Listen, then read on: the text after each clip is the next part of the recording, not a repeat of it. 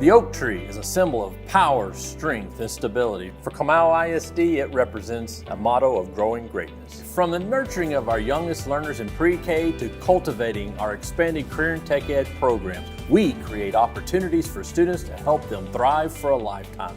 As superintendent of Comal ISD, I am proud to see our families, our teachers, and our neighbors working together. There is a power in the community that supports its schools. Together, we are growing greatness. We would like to thank Chick-fil-A at Stone Ridge for sponsoring our Rangers. They are a huge part of our community and have Ranger athletes of their very own. Thanks, Chick-fil-A at Stone Ridge. The Rangers appreciate Jeremy Fuller State Farm's support year after year of our Smithson Valley athletes. If you need home, auto, insurance, and more, call Jeremy Fuller State Farm today. Our Smithson Valley athletes appreciate the branch for all of their support. They keep our hungry athletes fed and contribute towards scholarships and overall athletic needs year after year. The Rangers appreciate you. Smithson Valley Ranger athletes appreciate Christopher Ashley Pulls. Thank you for all of your support. They are a big part of our community and have their very own Ranger athletes. When you are ready to complete your backyard paradise, Christopher Ashley Pulls can bring your vision to life. From Blanco to Bulverde, Bernie to New Braunfels, GVTC Local Lens is your connection to Hill Country happenings. 24 hours a day, tune into GVTC Channel 16 for local high school sports, community events, and original programming, brought to you with the power of GVTC. Tune in now for a unique view of your community through the GVTC Local Lens. Tonight's broadcast is brought to you by Jeremy Fuller State Farm, United Rentals, Lynx Roofing, Orthopedic Performance Institute, Frost Bank, The Branch, Chick-fil-A at Stone Ridge, Christopher Ashley Pulls, Singer Services, Methodist Healthcare, and Wick Productions.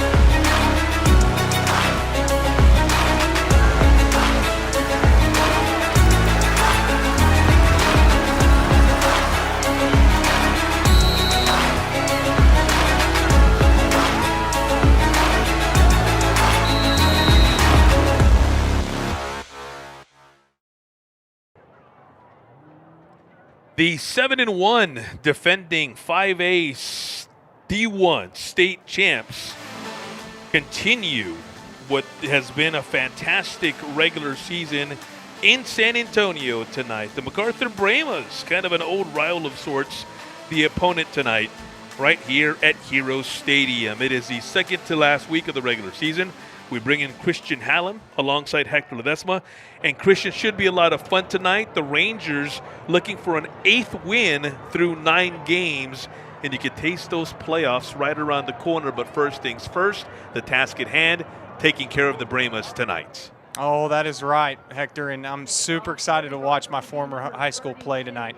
But it should be a great matchup, and we're really looking forward to see these two teams just kind of dissect and play out a little chess match and see what we can get on top. So historically speaking, I've known Coach Hill to be very conservative and also to be a very statistical man. So we should see Smithson Valley a lot here, play a lot by the statistics and by the books.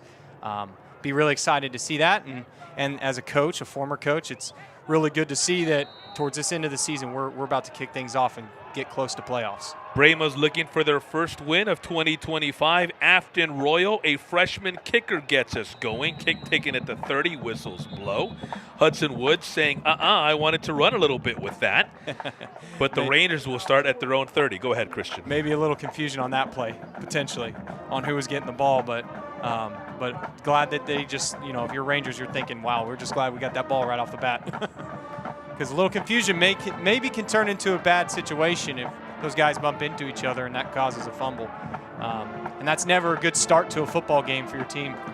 So let's see what Smithson Valley does here, guys. And for those watching, understand that this team is a very, very sound football team. Smithson Valley, like I said, historically is known for their execution in every way, and they love to run the stretch. The stretch play is a simple play designed to stretch to the outside tight end and tackle position on the offensive line, stretch out the defense a little bit, and then potentially run it up inside. Ty Knutson, the quarterback, more than 1,300 yards passing this season. A pitch on the first play from scrimmage around end, and a good gain around the corner there. They give it to Gunnar Sjoquist, who was getting the start tonight ahead of Caleb Piegler. And so Gunnar, who comes in with 236 rushing yards on the season, good season in his own right on 36 carries, picks up, we'll call it 6 on 1st and 10. Yeah, I like that play call there too, because ultimately some coaches like to take shots down the field, but man, we just have a simple outside sweep play and get about 6 yards, and here we go. Knutson with Sjoquist to his right, rolling to his right. Christian mentioned that moments ago. The first pass of the game is complete to Brody Wick. Brody coming in off a fantastic 3-game stretch. Caught a ball for 28 yards last week. Before that, 2 touchdowns, 2 catches in a big win. Before that, 3 catches and a touchdown in a game against Wagner. So Brody Wick, a big part of this receiving core, along with Hunter Haug on the other side, who's lined up here on the near side. First down yardage, 1st and 10 at the 41. Knutson coming to his right. Across the middle, Isaiah Reggie with the crossing pattern and the reception. Rangers into MacArthur territory inside their 40. And for that play, guys, that's a simple, or not really simple, sorry, but a designated design play for bootleg action. And so what MacArthur sees is the same play all season that Smithson Valley's been kind of running, and then they're going to throw it across the field to the backside with a drag route coming across, which is going to throw off that secondary. So if you've been MacArthur seeing that play all season long, that's going to throw you off. Reggie's 11th catch of the season. Sjoquist with some room across the 30, breaking a tackle inside the 20, driven out of bounds, shy of the 10 it appears. Good play there, guys. We are really starting to march the ball down the field. Got great play calling by the offensive coordinator, Josh Adkins, Coach Adkins at Smithson Valley, and Coach Hill, our head coach over there. But simple design stretch play turns into a big gain. That's something that Smithson Valley is very powerful at, and so MacArthur has really got to be careful because they can break the seal open really quickly here. In that big win against New Braunfels last week, Sjoquist 49 yards rushing, a touchdown among his 9 carries. Knutson, corner, incomplete. And that play, guys, if we're taking a look at that, Brody almost came up with the ball, but the quarterback just takes a simple 3-step drop here, and he's kind of looking for a chance to get the ball to Brody as receiver. And that corner, unfortunately, just had him on lockdown. So that's a tough catch and a tough play, but live to see another down, thankfully not an interception. Theo Abraham, the corner on the coverage, a young man that MacArthur coach Jordan Ricker, an alum of the Brahmas, calls a lockdown corner. 32 tackles coming in. Is just a sophomore and a young man who the Brahmas are very high on. They've got him on Brody Wick to start. Pitch, Sjoquist this time coming right. He went left the last time. Inside the 10, puts that head down, pushed out of bounds at the 1-yard line. Give it to your guy who has all the speed here. I mean, that was an awesome sweep play that number 22, Sjoquist, right? Yes, Sjoquist, yes, sir. He has a really good chance of getting to some open field, and next thing you know, it's off to the races to get to the edge of the sideline or that, hopefully the touchdown. But now that we're in a 1st and short or 1st and goal situation, I mean, I say the odds and the statistics, like I said, historically knowing Coach Hill, we're probably going to see them run the ball at least 2 or 3 times. Well, no Piegler on this opening drive. No problem thus far. First and goal at the 1-yard line. Knutson puts Sjoquist in motion, gives it to him. Gunner, touchdown. Second in as many weeks. 3 times we've run the sweep. Smithson Valley has definitely seen something in that film that they've picked apart. And now on that drive, they run it 3 different times to both, to the left twice and to the right once.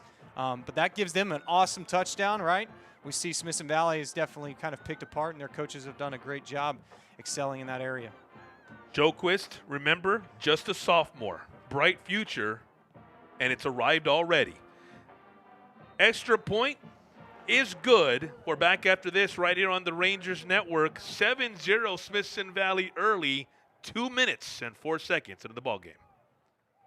United Rentals understands that your routine is never routine. That's why we stand in the same dirt, ready to help you work with unmatched equipment and expertise that turn worries into wins. So as the weather shifts, plans change, and project complexity increases, we stand united with you. United Rentals. Work united.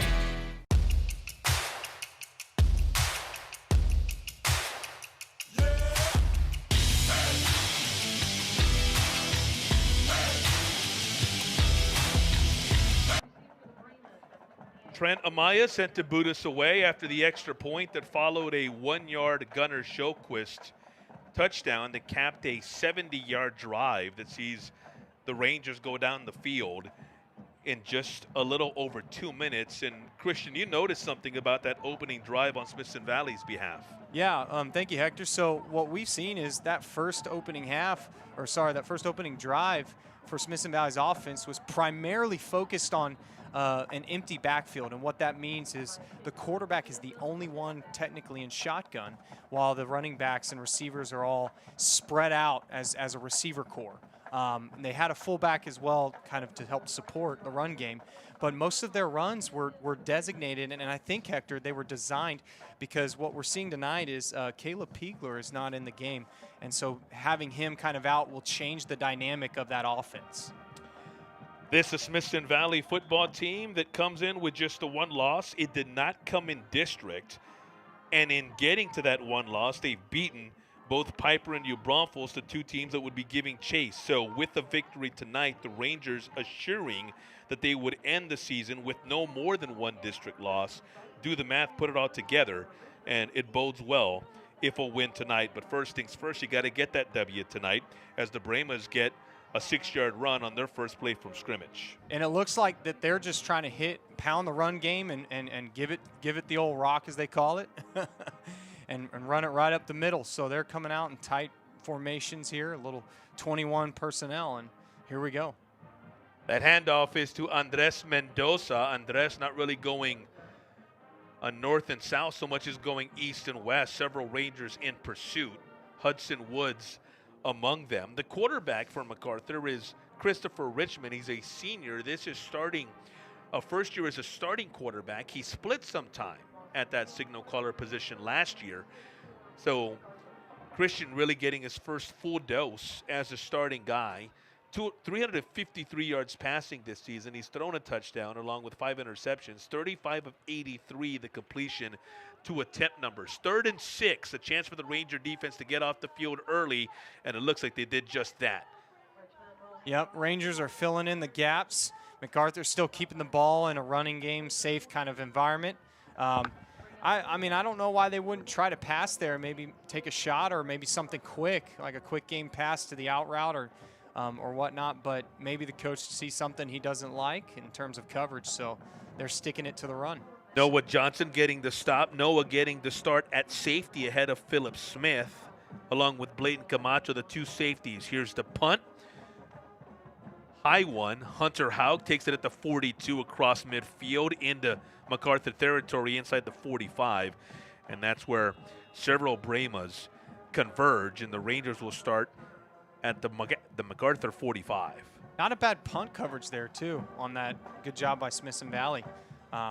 Great blocks, which set up a good run and good position for at least now. We're about halfway to the distance of the goal. So great job blocking by the Smithson Valley coverage team. And MacArthur's hoping that they can get a stop here, right? Punter for the Brahmas is Jordan Rios, 35 to 40 yard average. Larry Hill, incomparable. A state championship to add with that Hall of Fame resume. 332 wins. Not a whole lot of losses, just more than 100 in 3+ decades with the Rangers, as that Knutson pass goes to Luke Pierce. Luke's first catch of the game is good for a first down. And there's where we're talking about, right? The dynamic of the offense is changing. We're seeing Smithson Valley historically is known as a run-stretch game, but now they've thrown the ball around quite a bit the first 2 possessions. Testing the viewers out there, seeing if they caught Luke piercing the defense. Of course, Luke Peace with the catch. Here he is again at the 35, the 32. And Luke Peace with yet another reception. Apologies to Luke's family and all his friends watching. Luke with 2 catches. Coming into this ball game, the second leading receiver from a reception standpoint for the Rangers. 23 balls to start the night, 293 yards. So these last 2 putting him over 300 receiving yards on the season. On second and about 8, it's Shoquist. Look at Gunner making the cut, across the 25, near first down yardage again. I think he'll be just short. Yeah, and that kind of play is where you just have good awareness as your running back. Give it to one of your best athletes. Running back gets the ball downfield, has the ability to see that the hole closes up, the gap closes up real quickly, bounces it outside, and tries to make more yards out of nothing. So this is where we're starting to see their dominance in this offensive game here tonight already in the first quarter. 3rd and 1, the offensive line for the Rangers. Briley Bowman at left tackle, Cannon Wheeler getting the start at left guard. The center is Kyle Gugliotti, Clinton Goss at right guard, Aiden Verrett, the right tackle. Flag, and appears Smithson Valley moved upon early indication. Well, that's an error that nobody wants to have right off the bat. It looked to me like they were trying to get an audible call there and maybe some miscommunication, or the ref obviously thought that probably there was a false start on that play for sure. But again, I saw all the guys kind of stand up and look for the audible, so I didn't think it was a false start. But pushes the ball back to the 31, so 3rd and 1 becomes 3rd and 6. Now, what's interesting is the scoreboard has continuously had the down at 2nd down, but I'm with the guys on the field. Even Coach Hill, the markers. Yeah, look at this. Yeah, I think it's 3rd and 6, and I note that because on 2nd down they had it as 1st down, and so I don't think they've caught up.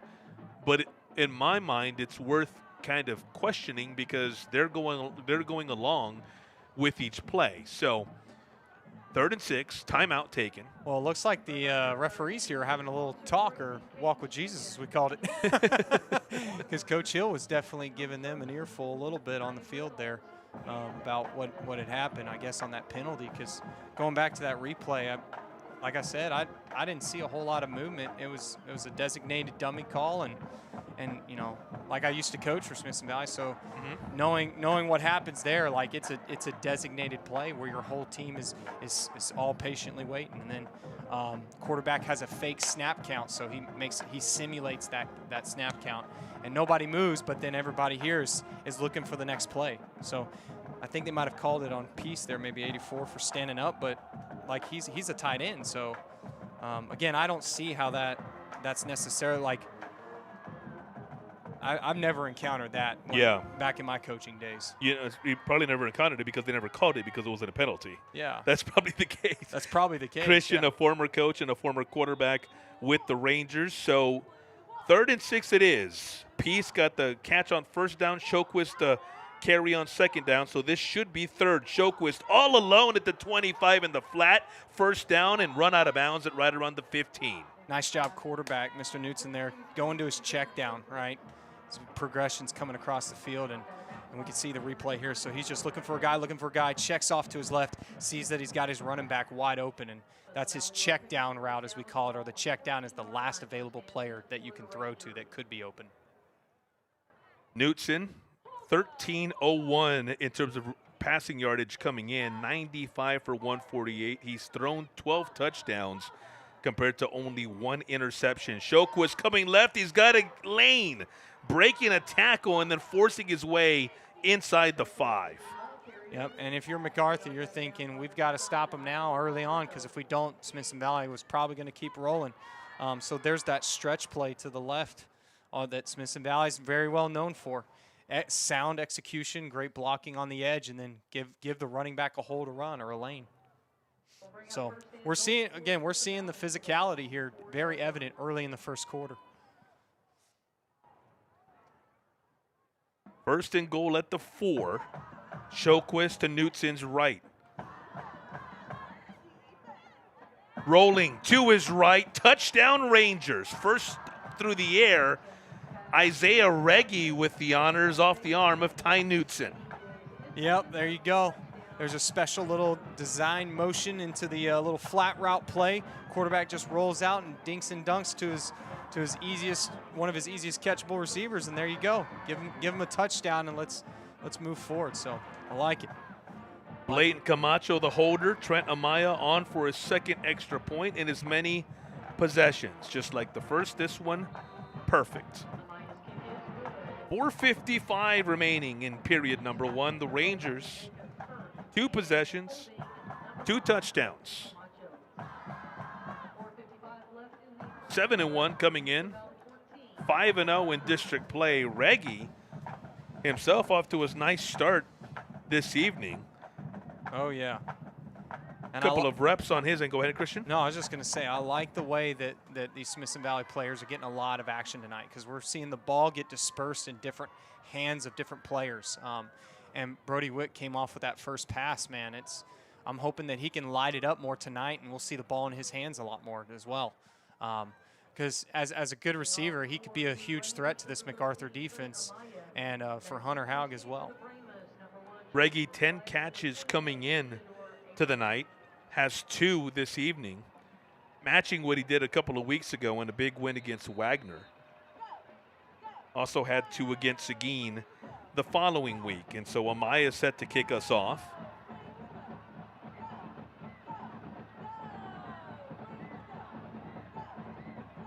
Trent, that one, as usual, through the end zone, the side of the end zone. A lot of his kicks go through the back of the end zone. Same difference, though, touchback. And the Brahmas will start at their own 25. So there's a tactic to that, and it's become a more form of art, as we call it, as a coach. And kicking the ball, we call it kick 6 or kick 8, and we kick it to the corner of the end zone, where it's in a small field of play for the catcher to receive, and also it makes it harder to return coming out because there's less real estate or field to play with. Well, there was a flag on the field. I think it was inadvertent. No call. So here's Richmond. Shotgun snap. And again, the Rangers there in a hurry. Nothing doing. They tried to come out quick, too, as we see that MacArthur just, as soon as they broke out of that possession, changed it. Right off on the snap, the quarterback's clapping, giving the signal to, let's go. So maybe MacArthur here, I'm assuming he's probably trying to go quick or hurry up offense to hopefully try to control the game if you're a MacArthur fan.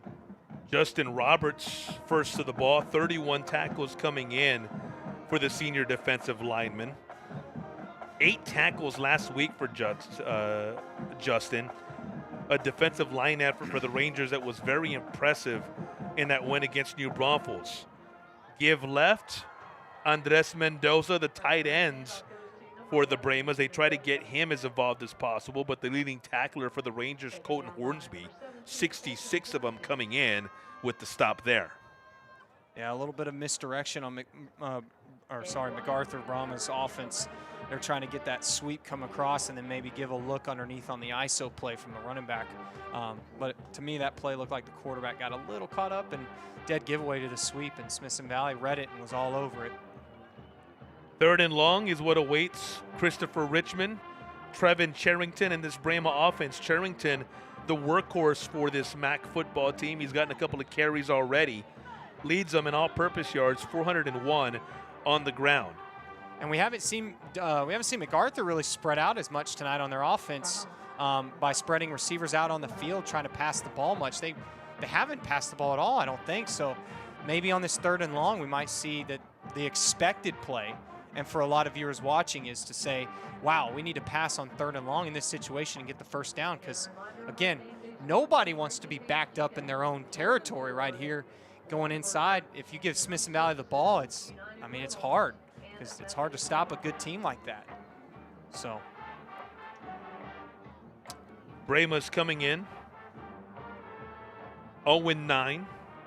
Rough season for them. This a tough go of it in this always very tough District 13 and 5A Division 1. Lee Holmes Veterans Memorial, and then in a district play with New Braunfels, Wagner, Victoria East, Champion, Piper, and now tonight. Their schedule on 3rd and long, Richmond in trouble, no chance. Yeah, from what I saw up here, at least it looks like they put one receiver real far out here on the wide side of the field down here, and that quarterback was going for the play action. I think they were trying to get it to him, but he just didn't have time, and they were setting up for that one-on-one, play action pass to their best receiver.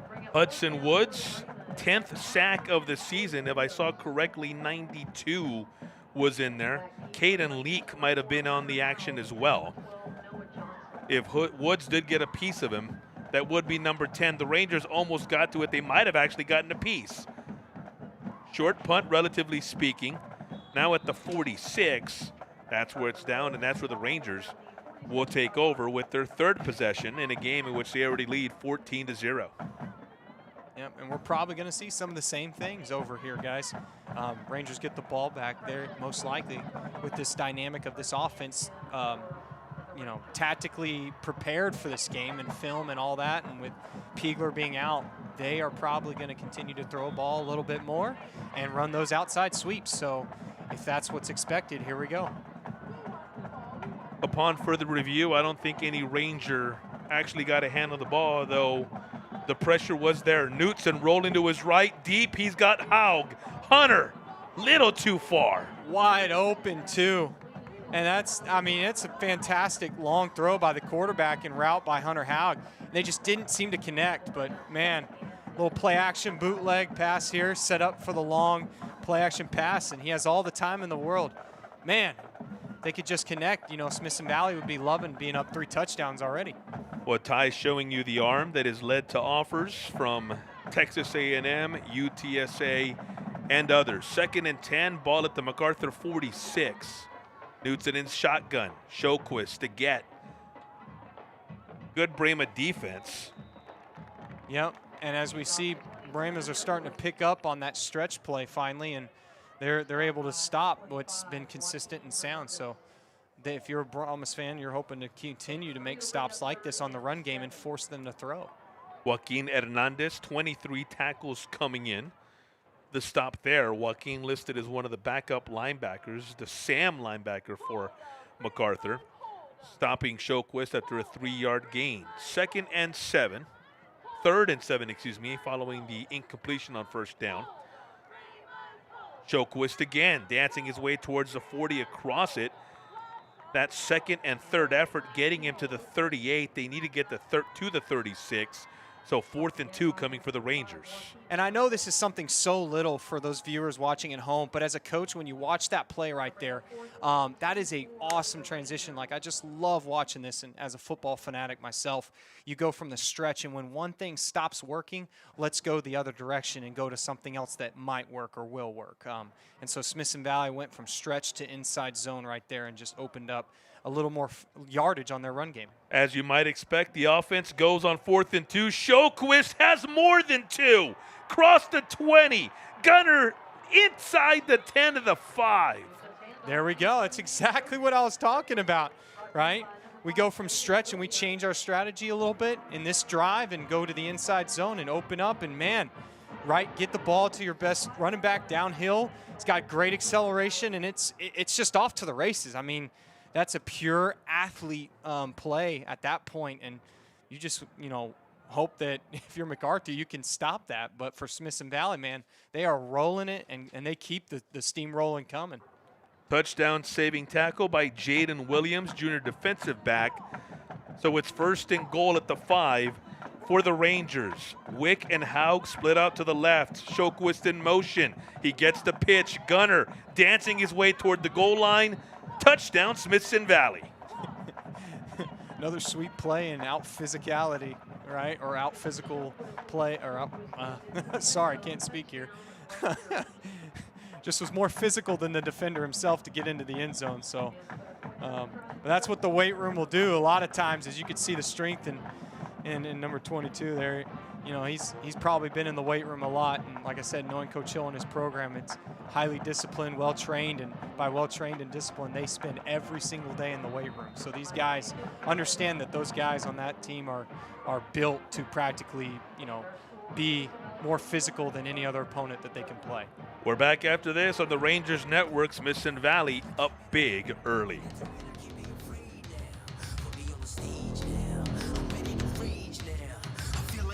Are you sure you don't want to go to the movies, Abuela? Mijo, I love you, but I prefer the classic movies. You go, have a good time.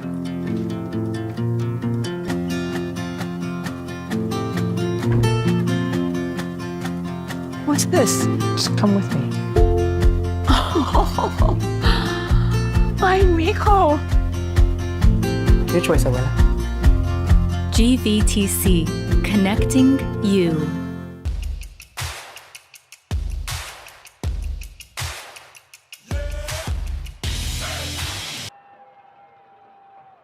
"25 ticks still remain in the first quarter, but the Rangers have already put up 3 touchdowns on a MacArthur team that knew it was going to be a bit of a rough go coming in, and still the Rangers living up to those expectations through these first 3 possessions. Trent Maya, the kick through the back of the end zone, and so once again, MacArthur will start at its own 25-yard line.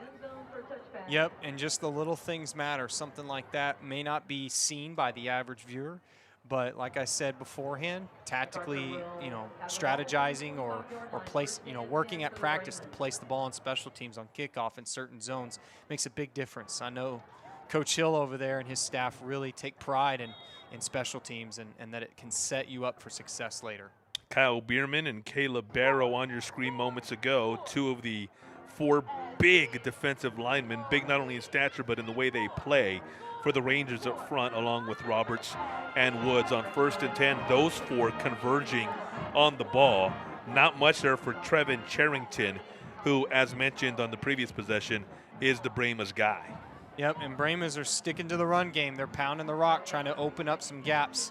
There's one strategy out there that says maybe if you pound the rock enough times that the defense could get tired and a couple breaks here and there later in the game. So maybe that's their strategy. I don't know yet, but it is good to kind of see these 2 teams kind of have to chess match it out. And I love watching good football like that. See what the strategy is come quarter number 2. After 1, Smithson Valley 21-0 right here on the Rangers Network.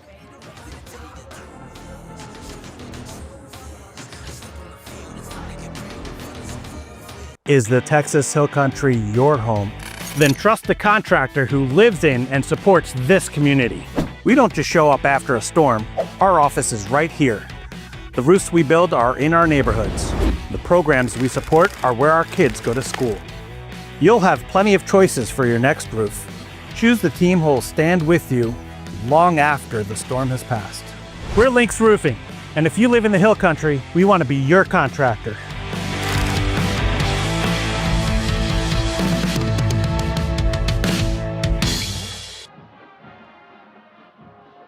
Start of the second quarter, Hero Stadium on the Rangers Network.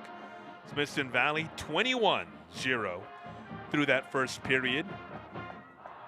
Christopher Richmond, a quarterback for the Brahmas. His first pass attempt since the early going goes incomplete, intended for Andres Andy Mendoza. Yep, and there's a key strategy change. Coaches went to a 21 personnel where they have 2 backs and one quarterback. But essentially, they're trying to pass the ball now for the first time and get it to some guys on quick game, trying to change Smithson Valley's defense a little or shake it up a little bit. So we'll see what MacArthur tries to respond with on offense here. Want to get your breakdown here on what exactly 21 personnel is in terms of educating the viewers at home. In the meantime, putting on a clinic is that Smithson Valley defensive line. That's Kyle Bierman getting into the act. Seeing Justin Roberts get a tackle for loss, Hudson Woods on a sack, Caden Leak back there, and now Bierman getting to Richmond. Yeah, and I don't know if this means anything for a lot out there, but like I've said, historically knowing Coach Hill and his staff, they take great pride in the defense. And as a former coach, like I told Hector this earlier, that guys, they put their best players on defense and make them the best skill position players they can. And that makes every position really sound on defense, where there's no like kink in the hose or slack in the chain, as I call it. And that just makes it hard for any team to play against all good players on defense. Bierman, in the meantime, with his first sack of 2025, and it caused the Brahmas to punt. Next time they come on offense, I want you to kind of take us through that 21 personnel and what you see that they're trying to do there. First-year head coach, Ricker, and a program that is constantly looking to improve to get better. It's been a rough go of it the last couple of years, but a MacArthur program that for many, many years enjoyed tons of success in and out of Greater San Antonio. Knutson back to pass over the middle. There's Hogg, incomplete. Yeah, so 21 personnel, and Smithson Valley runs this a lot. They're very well known for 12 personnel and 21. And what that means for the viewers that don't know, and MacArthur as well, there's 2 backs. So we see a fullback and a running back, usually, and then a tight end. So the first number corresponds to the 2 backs, 2, and then we have the second number, 21. That second number corresponds to the number of tight ends available. And so I was kind of mentioning earlier that the quarterback's been out on an island in the first drive for Smithson Valley, where it's been an empty backfield. But what we've seen now is that Smithson Valley's gone back to their tried and true 21 personnel and 12 personnel. So they have 1 running back and 2 tight ends. And that's something that they're very well known for and very stable with. But like you said, Hector, just explaining that process for those at home, like these are different types of formations that coaches can line up in and really start to set their offense or their team up for success by providing more blocking players to try and outnumber the defense in areas and get the ball in more space. Renix Vizaruga getting his first carry of the night, and now his second carry. Renix, 21 totes coming into tonight, 103 yards on the season. That is, again, to start the night, an average just under 5 at 4.9. Near first down yardage on these last 2 carries, and so 4th and 1 for the Rangers at the Brahmas 43. And as you might expect, that Ranger offense still on the field. Right. And so, again, like I've said before, being a former offensive guy myself, I can kind of help those viewers at home dissect and analyze these plays. So we see, like in that situation there, as we talk through the play, Rangers are in their 21 personnel. They motion over and their fullback to try and outnumber or outmatch the MacArthur defense on the right side and run the ball that way to try to have more blockers than they have defenders. Renix, 3rd straight carry, first down on 4th and short. Rangers now at the 38, and be on the lookout now for Aiden Verrett. We mentioned him, and those of you who've followed all along would know this as well. We've mentioned him on the offensive line. He's a starting right tackle, but also changes the jersey and puts on number 87 to play some tight end. Speaking of, to the 30, his first catch of the night, his 5th of the season, and Aiden, a senior, has a score and now 51-plus yards receiving on the season. His number says 87, but his helmet says 76. I mean, something may have happened to his helmet for equipment malfunction, and I've had that happen a few times. Well, so what happens is his actual number is 76 when he plays right tackle. Right. But in order to become a pass catcher, to be eligible catch, he's got to wear a number in the 80s. There you go, yeah. And so He's got the 87 right now. That's awesome. Rennick's coming across inside the 30. You know, and the big boys love it when they get the ball too. Like, no doubt. You got to give O-line credit and D-line. Those guys love it. Like when they have the chance to have the ball in their hands, they have a lot of fun. And big tight ends love having the ball too because they're just physical players. They just love it, and they do it for the love of the sport. Vizaruga with the first down on that second and short carry. Ball now with the 28. Rennick still in the ball game behind Knutson. This appears to be his drive. Play action, Knutson rolling left, or at least moving that way. Pass complete to Hunter Haug on the out route, and the Rangers continue to move the chains. And something that's fantastically done there by Knutson with connecting with Haug really is this play action pass to the play side, and we see a comeback route. So a comeback route is the receiver's going to designate running 15 yards and break down and break to the outside towards the sideline, and he's coming back downhill, creating separation from the corner there. And that was a beautiful job done on that execution play. Knutson, corner, Haug, end zone touchdown. End zone fade right there. Woo! Smithson Valley it continues to show off their passing game and run game. But as we see right there, the end zone fade is a classic red zone play for many quarterbacks and coaches alike out there. You get a good one-on-one matchup, put one of your best receivers on one of their weaker corner defenders, throw it up to him and give him the ball, go score. Another touchdown for the Rangers' leading receiver. Amaya boots it through 28-0 with 8:07 remaining before the intermission. We're back after this, the Rangers Network. Are you sure you don't want to go to the movies, Abuela? Mijo, I love you, but I prefer the classic movies. You go. Have a good time.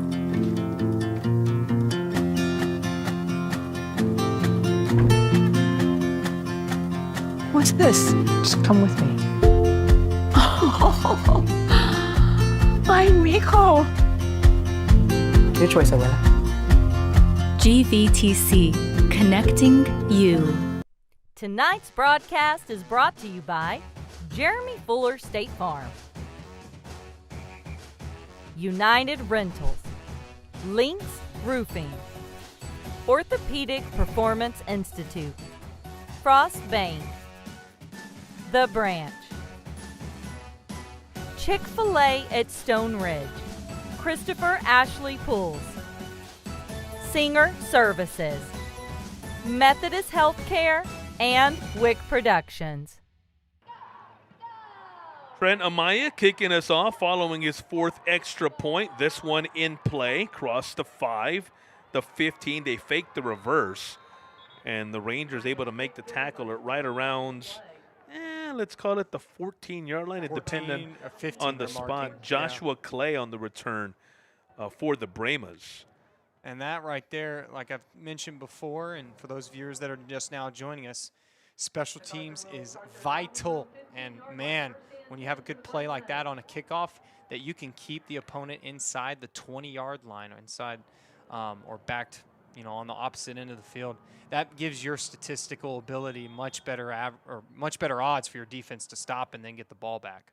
Following Haug's 6th touchdown reception of the season, the Brahmas will have it at the 15. They get that extra yard, so new set of downs and a new possession for Christopher Richmond there. Coming left, good effort by Trevin Charrington. Yeah, maybe the Smithson Valley defense, they thought they had the ball there, but I think it looked like there was movement. I agree. Blown. Yeah. Another look here, not that it matters because of lack of instant replay. Right. Yeah, I think he was down. Yeah, that's what I think too. And I heard the whistle, but I mean, hey, what we're seeing now is, again, just execution. The defense is making sound reads, and MacArthur's got to find something that works, and when they do, they just got to hopefully expose it. Richmond, when he does run it, 48 yards rushing on the year, scored a touchdown, does most of his production through the air, a handoff here and not a whole lot there. Charrington continues to go backwards. Justin Roberts with the big tackle. That's a big physical boy right there. Oh, man, I'd love to have him on my squad when I was playing.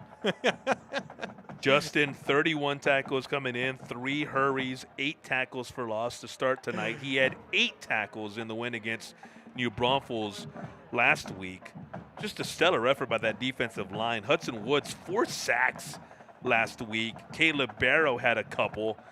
It's just a unit that, for my money, is the best in Greater San Antonio, and if it's not the best, then it doesn't take long to get to them. 1A, 1B. If there is an argument to be made. Richmond under pressure, incomplete, looking for Charrington out of the backfield. That not a surprise, though. They go to Charrington a lot. He's their leading receiver as well as their leading pass catcher. 17 receptions, 144 yards coming in, but none there. And 4th and 10 again for the Brahmas. Yeah, and Brahmas right there, I mean, they just can't get anything going for them. And, you know, it's unfortunate. You hate that if you're a MacArthur fan. But they tried a little, you know, sweep pop pass, as we call it, or a screen. And just got to pitch and catch and play football, you know. Well, Jordan Rios gets it away. Here's Haug on the return. Hunter getting inside the 40. And it turns out inside the 35 before he's run out of the bounds on that far sideline. So the Rangers, again, with outstanding field position, they're going to take over at the MacArthur 32. Right, and this is what I was talking about earlier.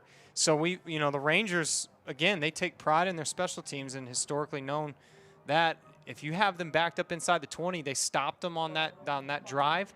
There was somewhat of a not great punt, and now we're set up, and Smithson Valley set up in a great position going into the red zone here pretty quickly. Knutson shotgun. Pitch. Shoquist back in there. Following the Julian Martinez block, Shoquist into the open, and Gunners got yet another touchdown tonight. His 3rd of the evening. If you're any football coach out there, you can never argue against a one-play drive. Nothing like efficiency, right? Right? I mean, that's pure efficiency right there. I mean, one-play drives are ideal if you're a coach. You're just like, dang, I'm great. I'm a great coach. And these players just love me. Gunner had 236 rushing yards coming in. He might get half of that tonight. Amaya, again, true. 6:01 to go until both teams head to the locker room. Smithson Valley 35, MacArthur 0 on the Rangers Network. From fall to winter to spring, every season starts with a roof inspection. As proud gold sponsors of the Smithson Valley Athletic Program, we know this community on and off your roof. On your roof, our game plan starts with identifying storm-related damages. They inspect up there to catch anything we miss down here. From minor repairs to full roof replacements, we have the people and material to fix any roof and protect your family. Lynx Roofing, peace of mind in any season.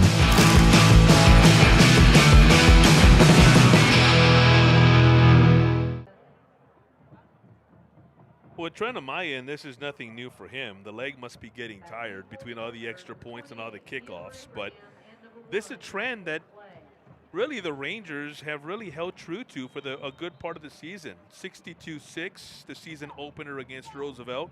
They were up big in the first half in that game. 2 weeks later, 42-10 on Madison, or I should say 3 weeks. No, 2 weeks later, because that game against Brennan came in between. 42-10, and it was not close in the first half, the Amaya field goal. You saw he was trying to kind of pin it there at the edge of the end zone, as you mentioned before. Didn't quite get there, though, so the Brahmas will have the choice of whether they want it at the 30 re-kick or what we're looking at here. But when you look at Smithson Valley, 41-14 against Champion. That another game that was a bit lopsided already in the first half. 48-7 against Wagner. That one was a big spread in the first half as well. 56-10 against Seguin. That, like this one, they got out to a very good start. So about half the Rangers games, almost quite literally, exactly half of them have followed this kind of a format, if you will, in that they've been big and gotten off to great starts through these first 2 quarters. Yeah, much agreed. Coming off last year's state title win, against Highland Park, and I even had the opportunity to go to that game, which fantastic. And those are memories, core memories you make for life. But like I've mentioned before, and Hector, we keep hitting on it, and I don't mean to just, pipe the old or toot the horn of Smithson Valley the whole game, but they historically have had great success for many years under Coach Larry Hill, and I respect it, but this year they're definitely proving to be a dominant San Antonio team that could be a real threat for any other state contender opponents. Totally agree. Trevin Sherrington losing his footing, lost a yard off the screen pass from Christopher Richmond, so 2nd and 11, balls at the 29. Richmond puts Sherrington in motion, looking that way, gets to him, complete again, and they're just trying to get the ball to Sherrington any which way they can. Probably not a bad idea. He is their most dynamic player, but Colton Hornsby and that Ranger defense with other ideas. Yeah, and I'll just say this, like, if you're an offensive coordinator out there, and no disrespect to any, play calls by any coaches by any means, but getting the ball to your best player on the field is really kind of just simple one-on-one football for those, who are watching and those who may already know. If you can just get the ball in the hands of one of your best players and let him do his work, you of course have to have the blocking. I mean, you can't just give up, but having that ability and give that player the opportunity to, kind of showcase, it helps your ability to win, I would, assume. And as a former coach myself, I'm telling those at home, like, MacArthur looks like they're attempting to get it there, but they're just making a couple errors here and there and not catching the ball. And, it's unfortunate for them to see that, but yeah, I mean, I like where they're going with the ball. They just need to execute. Yet again, the Brahmas 3 and out, still looking there for their first down of the night. Jordan Rios punts it away. Good punt. Haug having to go backwards, but never called fair for a catch. Here comes Hunter down the sideline, one man to beat. Keeping those feet moving, did he get into the end zone? He got to the 1. It looks like they might call him short on that one. They are calling him short. Wow. Yeah. I mean, I know for the press box, there's a lot of chatter next door, but yeah, they're calling him short here, and great effort, great run, good blocking. I mean, just, again, make the physicality of Smithson Valley. Again, you can see the fight, the drive. Like, for those watching, watch out for the Rangers this season because they are well prepared. Well, Jordan Rios, number 2, the punter for MacArthur, he's a backup offensive guy. He's a receiver. And you could tell there at the end, he's kind of hanging on for dear life. Those offensive guys are not taught to form tackle very well. No, especially as the punter. If you're the punter in that situation, it's kind of like, oh, crap moment, where you're just, kind of sitting in the hay going, what do I do? You've never ended up being in a tackling drill before maybe. And sometimes you have, but, for kickers and punters, if they make the tackle, I mean, it's a rare occasion, but you're just hoping that they just hold on for dear life and bring them down. Renix Vizaruga in for the score. The 6th for the Rangers in this first half. Renix's first touchdown of the season came in 21 carries, 103 yards on the previous, not this most previous, but the previous before that possession, got a number of carries. 4:02 still remain in the first half. That 4-2 magical numbers for Smithson Valley right now, 42-0. We're back on the Rangers Network.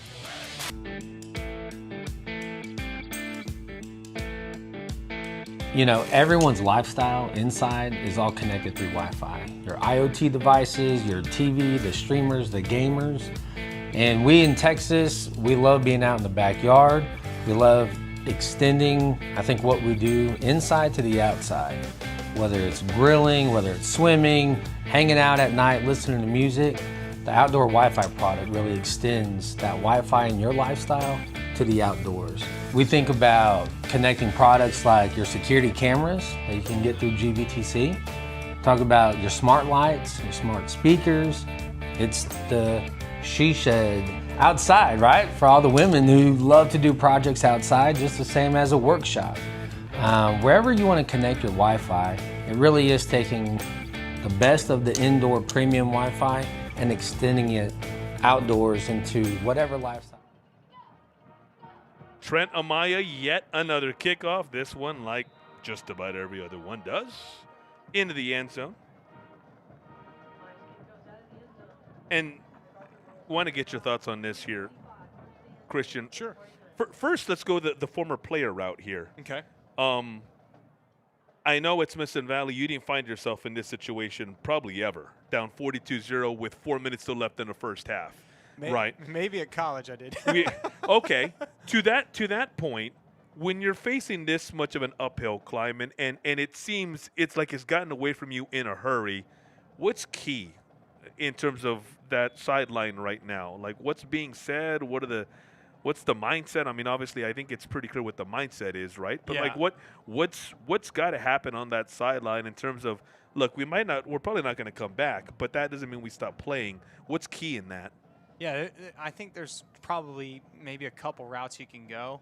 And, to keep it simple for those viewers at home, like, understand if you're down 42-0 already in the first half, the team morale is obviously going to be very low. And morale is a huge momentum in this game of football that we play.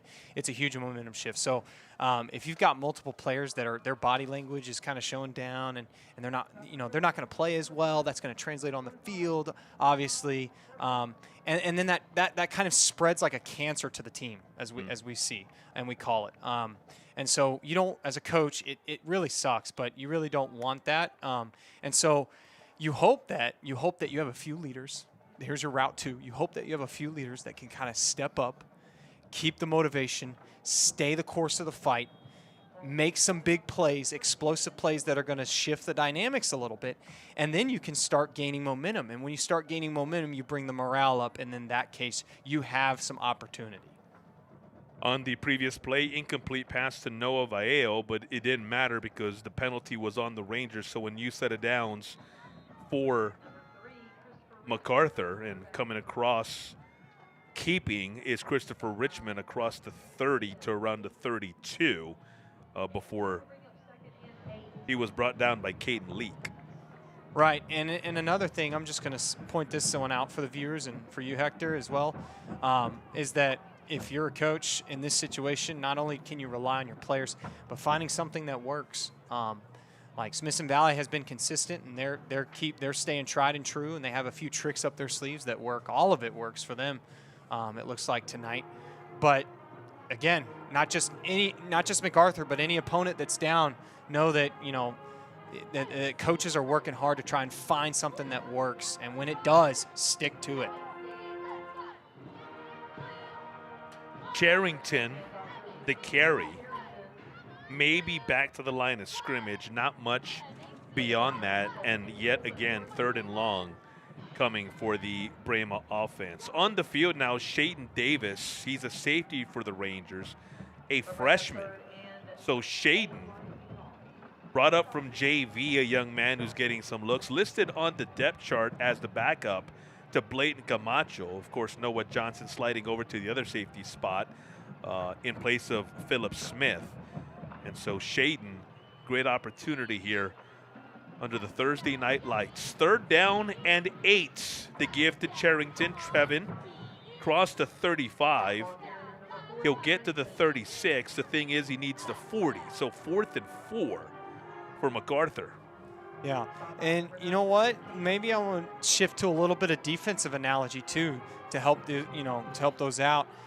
Smithson Valley, they play a sound 4-down defense. So 4 down means that we have 4 defensive linemen, and those 4 big boys up on the D line are making plays tonight, left and right. So if you've got a good D line core, it's going to be hard to run the ball against any opponent that has a good D line. Going to talk to our producer, Cole Pavelio, for a second. Apologies, Cole. Did you call for a timeout here? Let's go to break. When we come back, the final 2 minutes of the first half, all Rangers here in these first 24 minutes. From Blanco to Bulverde, Bernie to New Braunfels, GVTC Local Lens is your connection to Hill Country happenings. 24 hours a day, tune into GVTC Channel 16 for local high school sports, community events, and original programming, brought to you with the power of GVTC. Tune in now for a unique view of your community through the GVTC Local Lens.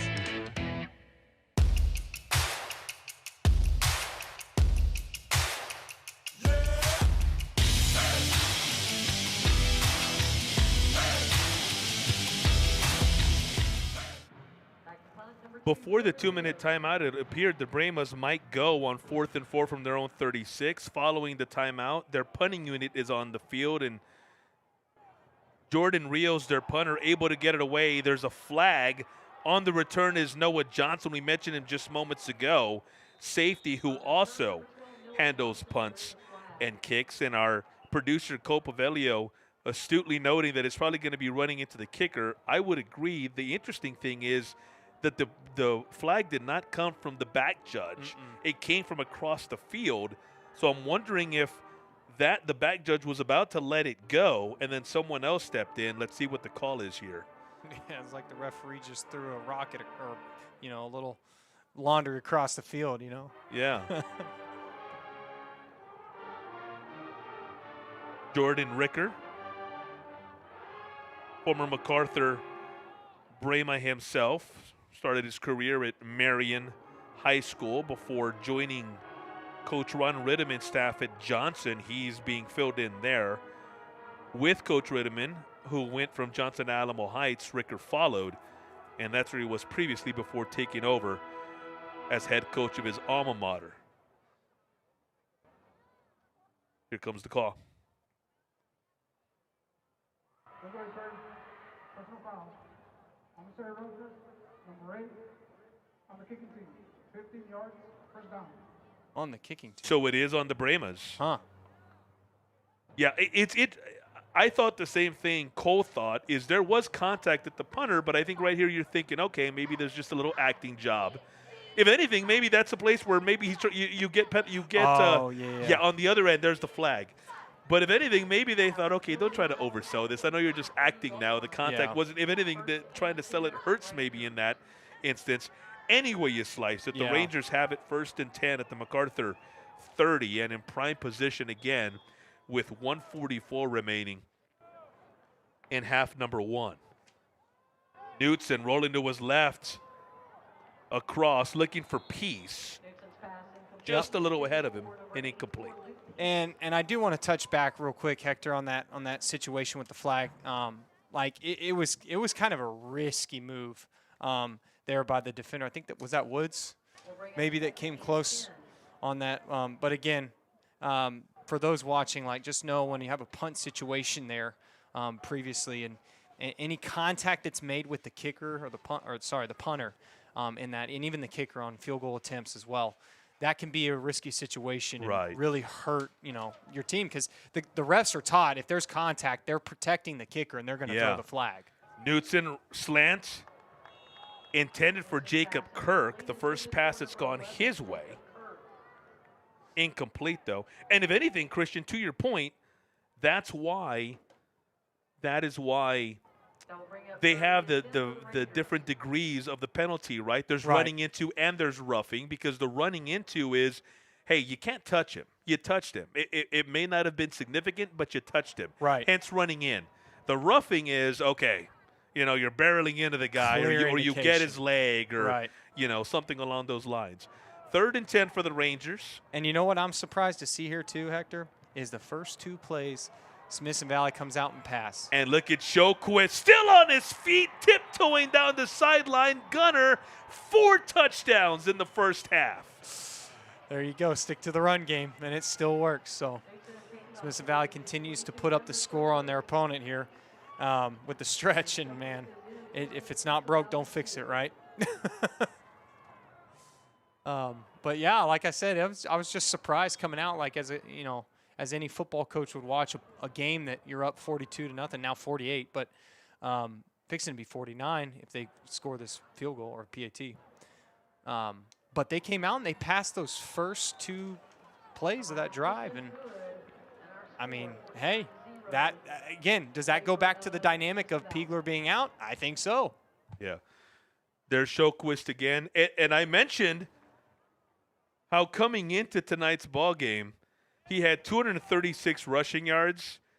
He's nearing 100, if not over it already. That one came from 30 yards out. And so Gunner having a career night. Again, this bears repeating, especially if you were not with us earlier in the broadcast. He's just a sophomore, Christian. Right. So he's committed to Smithson Valley next year. Good news for Ranger fans all the way around. And so a young man who is showing you exactly what he's capable of doing. And you think about the fact that Ty Newton's going to be back. Yeah. He's just a junior. He's also committed to Smithson So Valley. he's before he makes the decision among these several college offers, he's committed to Ranger University, if you will, for next year. And so that is from a starting point, that's your backfield next year.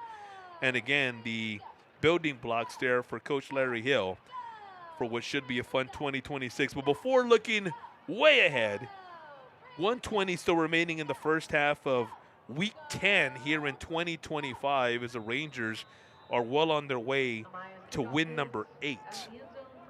Another touchback, for Amaya.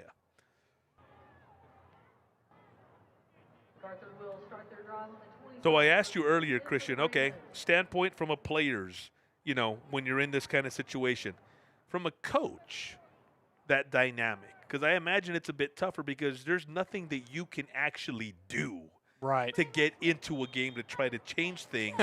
So it's all about, and I know you know that reality better than most. From a coaching standpoint at this point, what's key for these Brahma guys on the sideline? Yeah, so I want maybe you or the viewers at home to think of it like this.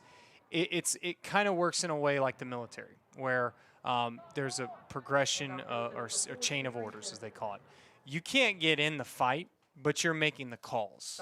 And you have to trust that other people are going to do the job that you've asked them or trained them to do. And if you're any coach that's in a situation like this, and Hector, honestly, you're right. It is a challenge, and it's so demoralizing to be in a situation where you want to help and you want to do the best you can, and you're calling the right plays, and the guys aren't executing. So, again, I don't know. I'm not him, or I'm not that guy right now, but I would assume that the best thing you can do as a coach is to be a positive encouragement to the team. Continue to try and inspire, find the plays that work. That's going to build their confidence. They're going to see that you know what you're doing. And then also just making sure that the guys are doing the little things right, even when you're down. That's one thing as a coach that I was taught is if you can do the little things right, and those little things are just very minute details, they help overall build the structure and the consistency of the team. Trevin Charrington with what's easily MacArthur's best offensive play to this point. That's the third straight time he's gotten the ball in this possession. 5 yards on the first 2 carries. This one gives the Brahmas their first down of the night, and it comes with 2 seconds remaining on the clock. So it looks like that would be that'd be Charrington there, right? Yep. Yeah, he's got a little kick and fight left in him, obviously. Make a big play out there. So MacArthur, that's their first big play of the night. Let's see if they can hopefully capitalize on that. Like I said, find something that works and let's go attack it. So with 2 ticks left on the clock, you expect this to be a heave. Here it comes. Broken up. Justin Hackett back in defense. Here at Hero Stadium in Northeast San Antonio. We're back after this. Halftime, second half. We'll be with you again. The Rangers look to improve to 8-1 on the season.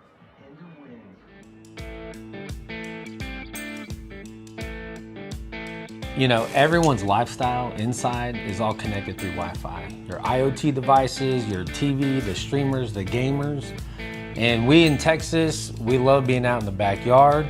We love extending, I think, what we do inside to the outside. Whether it's grilling, whether it's swimming, hanging out at night, listening to music, the outdoor Wi-Fi product really extends that Wi-Fi in your lifestyle to the outdoors. We think about connecting products like your security cameras that you can get through GVTC. Talk about your smart lights, and extending it outdoors into whatever lifestyle that you have.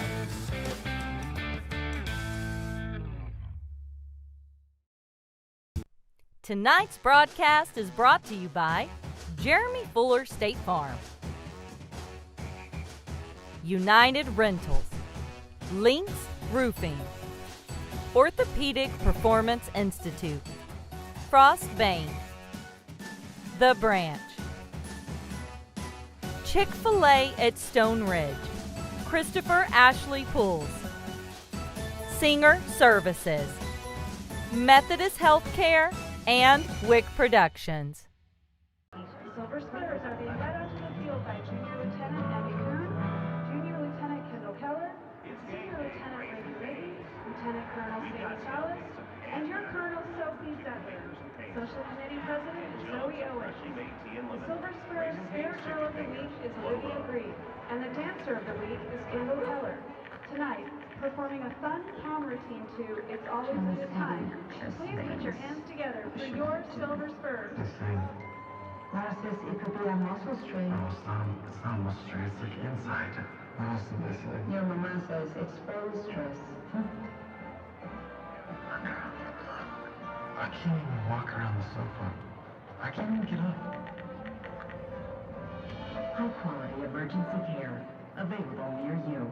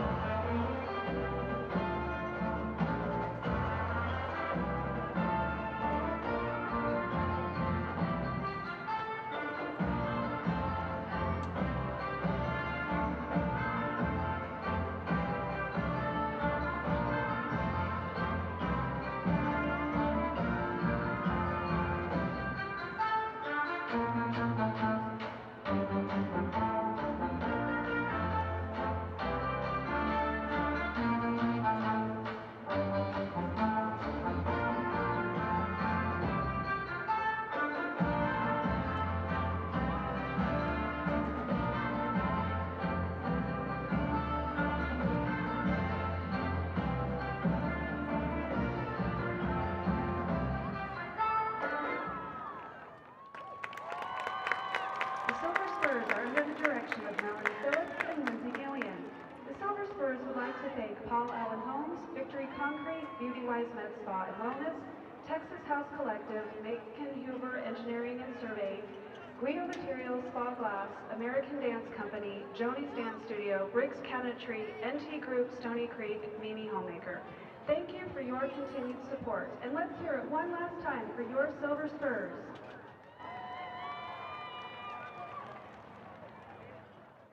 Ranger fans, help us recognize our Ranger Band section of the week, the trombones. Next, the Ranger Band will perform their UIL marching show entitled The Jungle Games.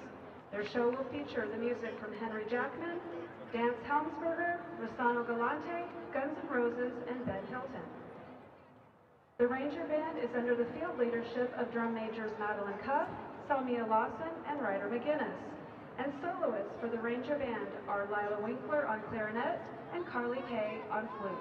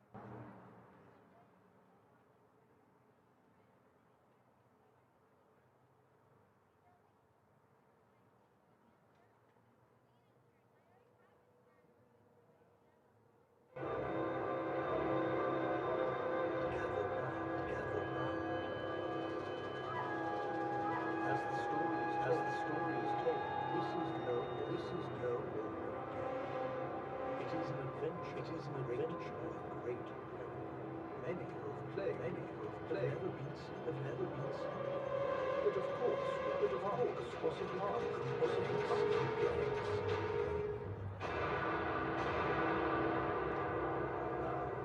Now who wants to go first?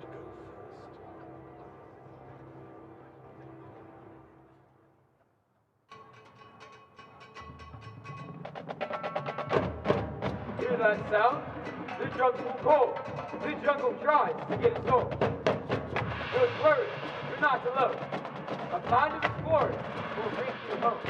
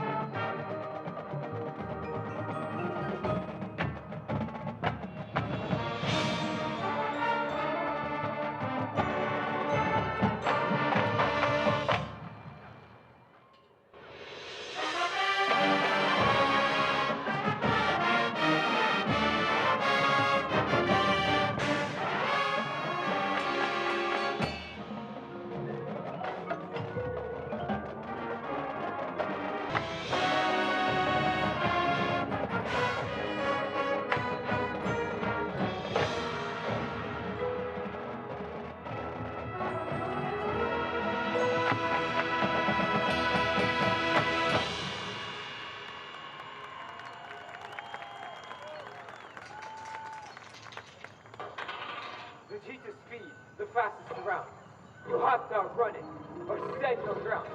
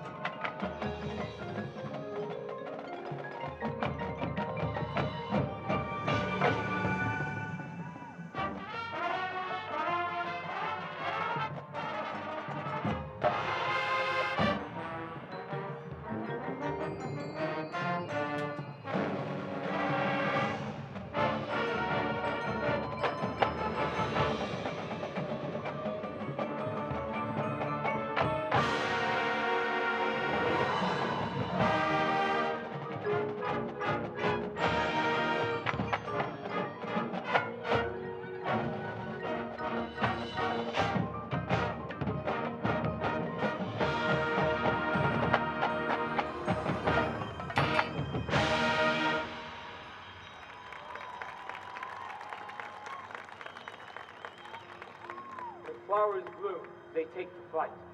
But don't get too close, for they might take a bite.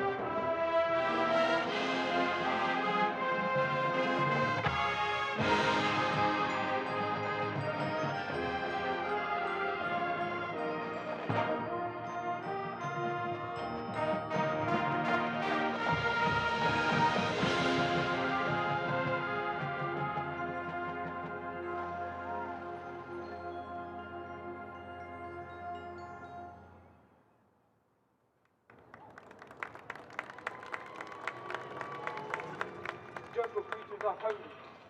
The hyenas welcome their newfound feast.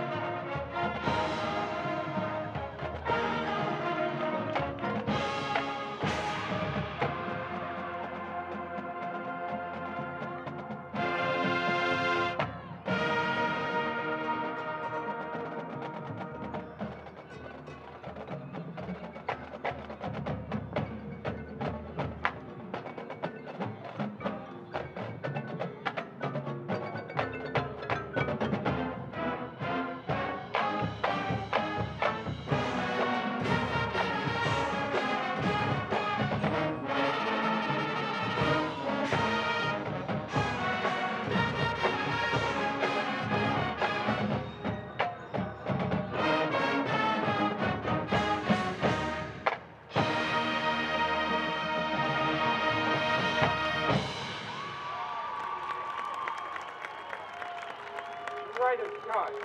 Get out of the way. If you don't move, it could be your last day.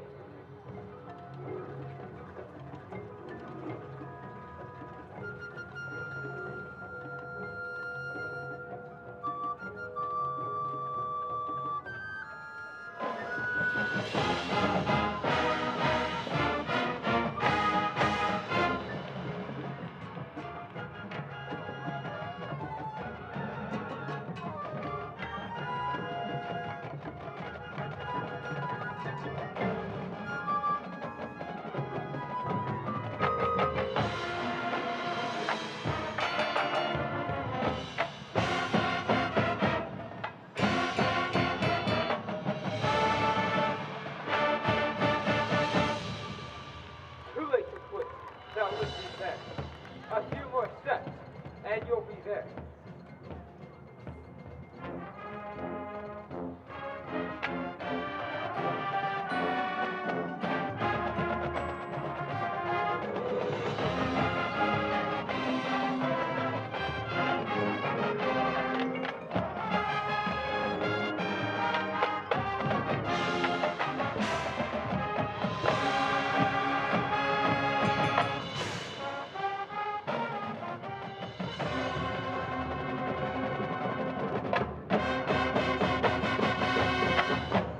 You win.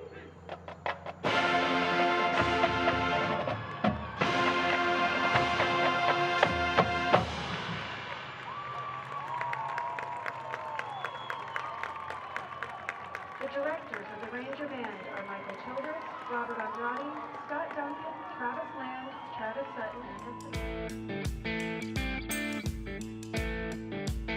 You know, everyone's lifestyle inside is all connected through Wi-Fi. Your IoT devices, your TV, the streamers, the gamers. And we in Texas, we love being out in the backyard. We love extending, I think, what we do inside to the outside. Whether it's grilling, whether it's swimming, hanging out at night, listening to music, the outdoor Wi-Fi product really extends that Wi-Fi in your lifestyle to the outdoors. We think about connecting products like your security cameras that you can get through GVTC. Talk about your smart lights, your smart speakers. It's the she shed outside, right? For all the women who love to do projects outside, just the same as a workshop. Wherever you want to connect your Wi-Fi, it really is taking the best of the indoor premium Wi-Fi and extending it outdoors into whatever lifestyle that you have.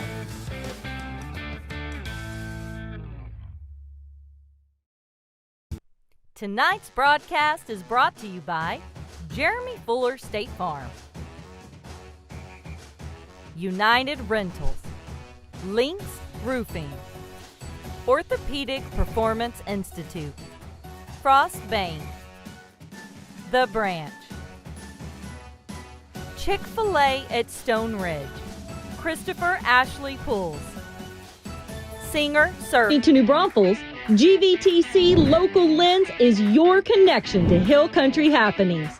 24 hours a day, tune into GVTC Channel 16 for local high school sports, community events, and original programming brought to you with the power of GVTC. Tune in now for a unique view of your community through the GVTC Local Lens. United Rentals understands that your routine is never routine. That's why we stand in the same dirt, ready to help you work with unmatched equipment and expertise that turn worries into wins. So as the weather shifts, plans change, and project complexity increases, we stand united with you. United Rentals. Work united. Are you sure you don't want to go to the movies, Abuela? Mijo, I love you, but I prefer the classic movies. You go. Have a good time.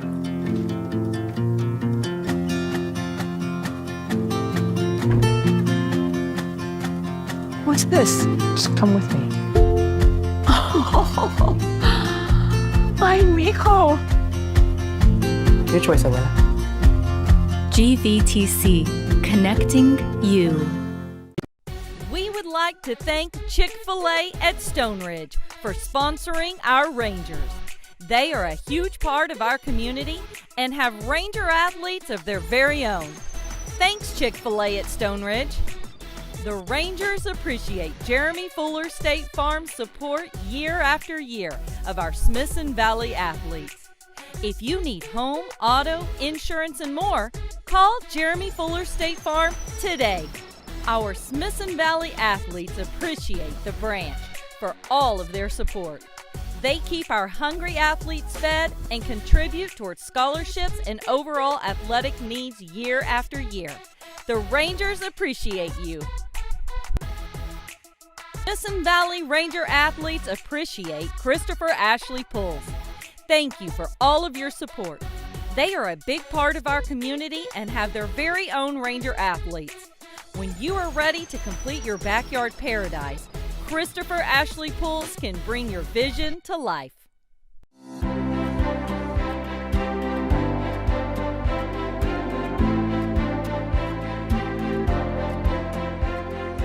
It is so crazy to think that I wore that, my final game, my senior year. I was in the science club, and I was a member of the first golf team at Canyon High School. I'm proud to be alumni of Comal ISD because of the community and support that they give us. Teachers and coaches that poured into me gave me the confidence to come back and have those leadership skills to pour into these kids the way I was. Being a graduate of Comal ISD has impacted my life just because of the connections I've made, and it makes me want to carry myself in a way that represents the district as a whole. I currently play football here at Trinity. I'm an accounting major. I'm a junior here. The reason I decided to run for the board was I loved my experience in Comal. And when I realized that there was an opportunity to not only shape my own children's lives, but that of 30,000 children and 3,500 staff members to just grow greatness, to go out into the world to be better citizens for tomorrow. So it is a true passion of mine that Comal ISD continues to go that path. It's really neat knowing that a lot of these girls grew up coming to watch, and even last year I had a girl that graduated and she had showed me pictures and film of her sitting in the stands when I played, and I thought that was super cool, and she's expressed to me how neat it is for her to play for me. It set a foundation that has led me to create a very successful family insurance business and serve over 28 years in public office, both locally and at the state level. Knowing that I'm part of a bigger family of an amazing group of individuals, and just going to school in San Antonio, I often run into more alumni of Comal ISD, and just getting the chance to talk to them and seeing their experiences and seeing where they are now is amazing. Oh my goodness, it's tradition, it's pride. I think it's something that there's no better compliment than being raised here and then coming back to have your kids have a similar experience as my own. And while my heart is all Navy, you better believe you'll find me with my purple community cheering on those Warriors in the Friday night lights at the Coliseum. Cougar spirit still lives in me, and when I went to Canyon High School, we were the only high school in the district. And now look at it. It's one of the largest, most prolific districts in the Central Texas area, both athletically and scholastically. And so I'm very proud of that.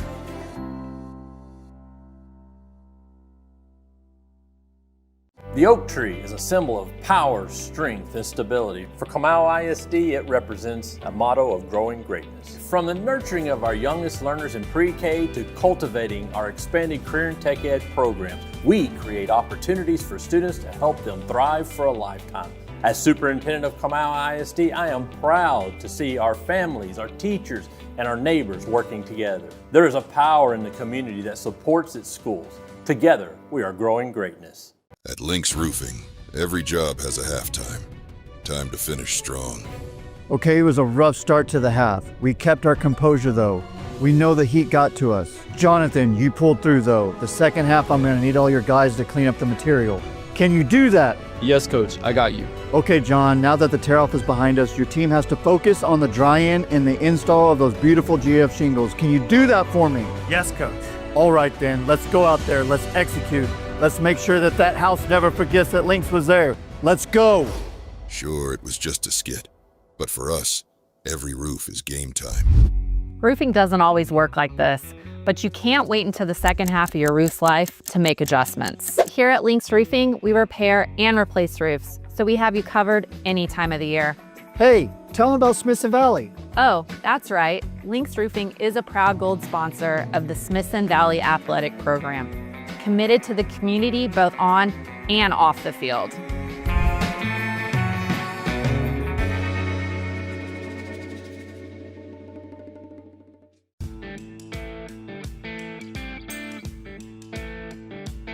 You know, everyone's lifestyle inside is all connected through Wi-Fi. Your IoT devices, your TV, the streamers, the gamers. And we in Texas, we love being out in the backyard. We love extending, I think, what we do inside to the outside. Whether it's grilling, whether it's swimming, hanging out at night, listening to music, the outdoor Wi-Fi product really extends that Wi-Fi in your lifestyle to the outdoors. We think about connecting products like your security cameras that you can get through GVTC. Talk about your smart lights, your smart speakers. It's the she shed outside, right? For all the women who love to do projects outside, just the same as a workshop. Wherever you want to connect your Wi-Fi, it really is taking the best of the indoor premium Wi-Fi and extending it outdoors into whatever lifestyle that you have.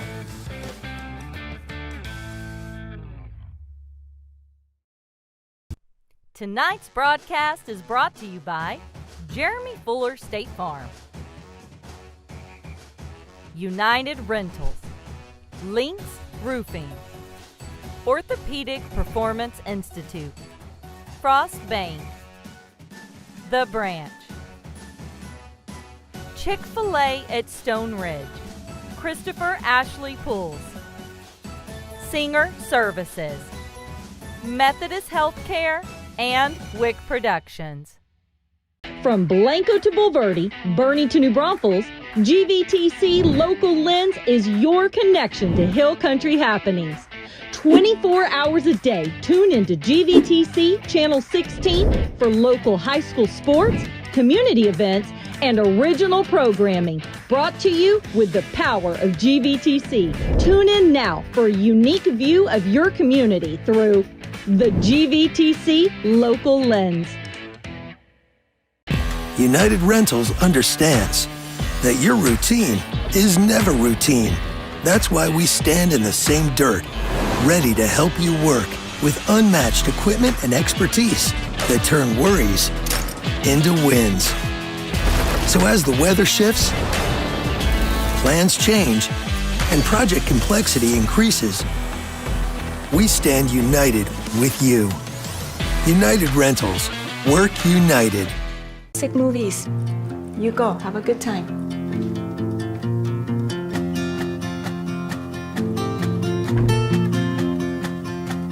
What's this? Just come with me. Oh, my Miko. Your choice, Abuela. GVTC, connecting you. We would like to thank Chick-fil-A at Stone Ridge for sponsoring our Rangers. They are a huge part of our community and have Ranger athletes of their very own. Thanks, Chick-fil-A at Stone Ridge. The Rangers appreciate Jeremy Fuller State Farm's support year after year of our Smithson Valley athletes. If you need home, auto, insurance, and more, call Jeremy Fuller State Farm today. Our Smithson Valley athletes appreciate the branch for all of their support. They keep our hungry athletes fed and contribute towards scholarships and overall athletic needs year after year. The Rangers appreciate you. Smithson Valley Ranger athletes appreciate Christopher Ashley Pulls. Thank you for all of your support. They are a big part of our community and have their very own Ranger athletes. When you are ready to complete your backyard paradise, Christopher Ashley Pulls can bring your vision to life.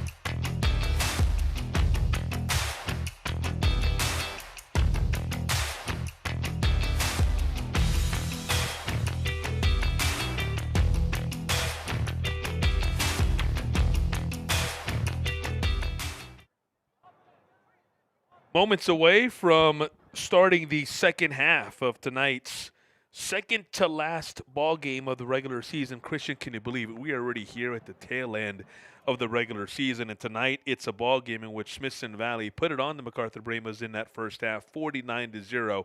Your thoughts here on the Rangers through these first 24 minutes?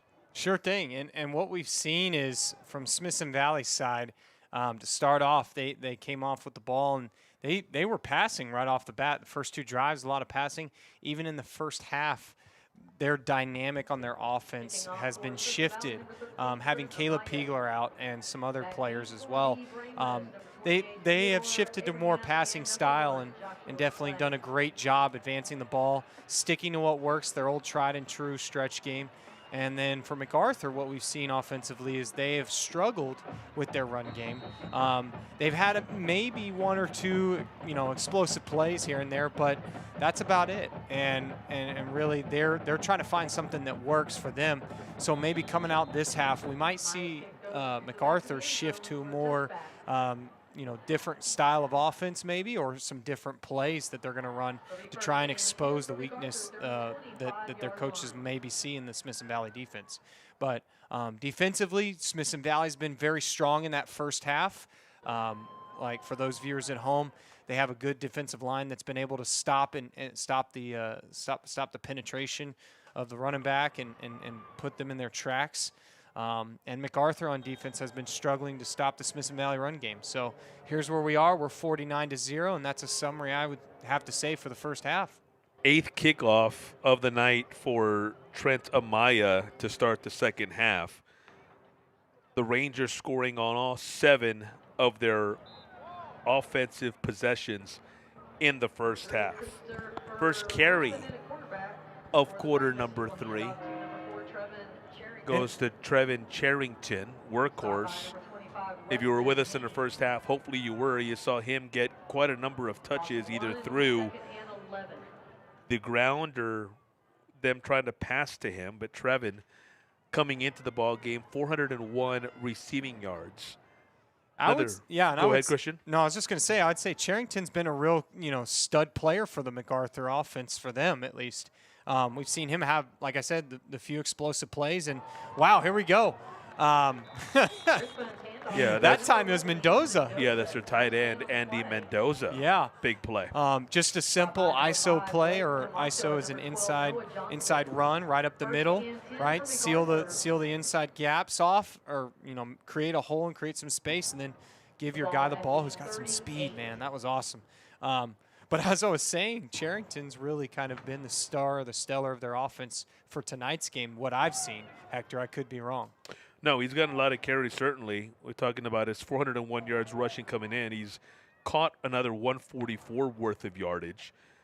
Again, they go to Mendoza. If it ain't broke this time, though, that Smithson Valley defense ready for it. Kyle Bierman, Caleb Barrow, Justin Roberts, Hudson Woods, the starters in terms of the depth chart, but Truth Duval L on the field right now. He's number 97, along with Caleb Barrow. You can see him on our near side. You see big old Justin Roberts, and then Hudson Woods, number 92 there as well. The linebackers from a starting standpoint, Court Hornsby, Jacob Stover, and Weston Haney getting the start. Devin DeToto out. Hunter Haug and Liam McGee, the corners. Bladen Camacho and Noah Johnson, the safeties. Philip Smith not playing tonight. What a big tackle in the backfield. We just said his name moments ago. Truth Duval L.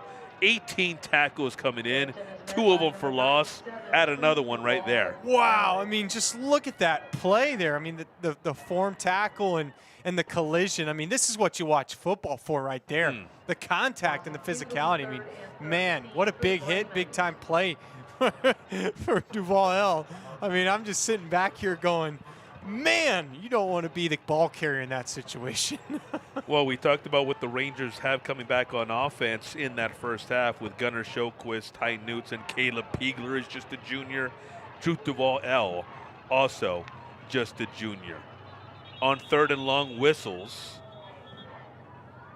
Pass complete to Zach Long. That would have been his first touch, but we wait to see, and it looks like MacArthur called a timeout. Yeah.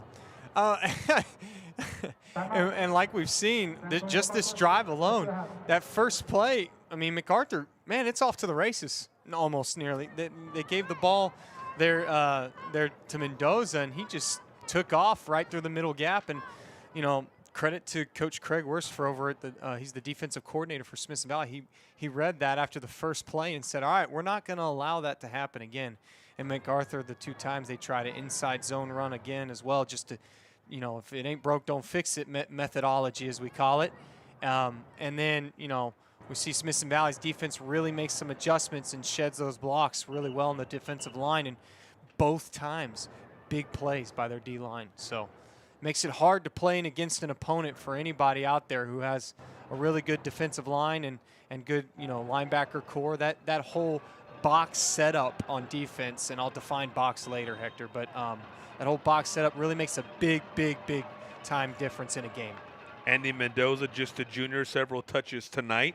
Here's a pass out to the flat, and then the ball's loose. Here come the Rangers down the sideline, a chance for a big man touchdown. The Truth into the end zone. Duval L. Wow, what are the odds you get to see that happen, too?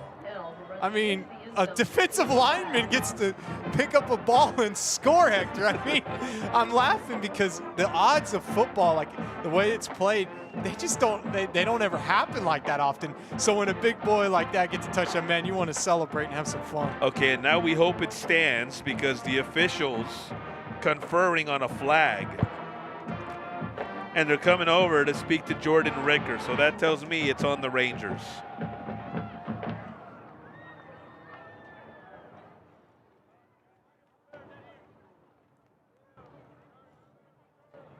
Oh boy, Duval L, it appears, will not get credited with the score.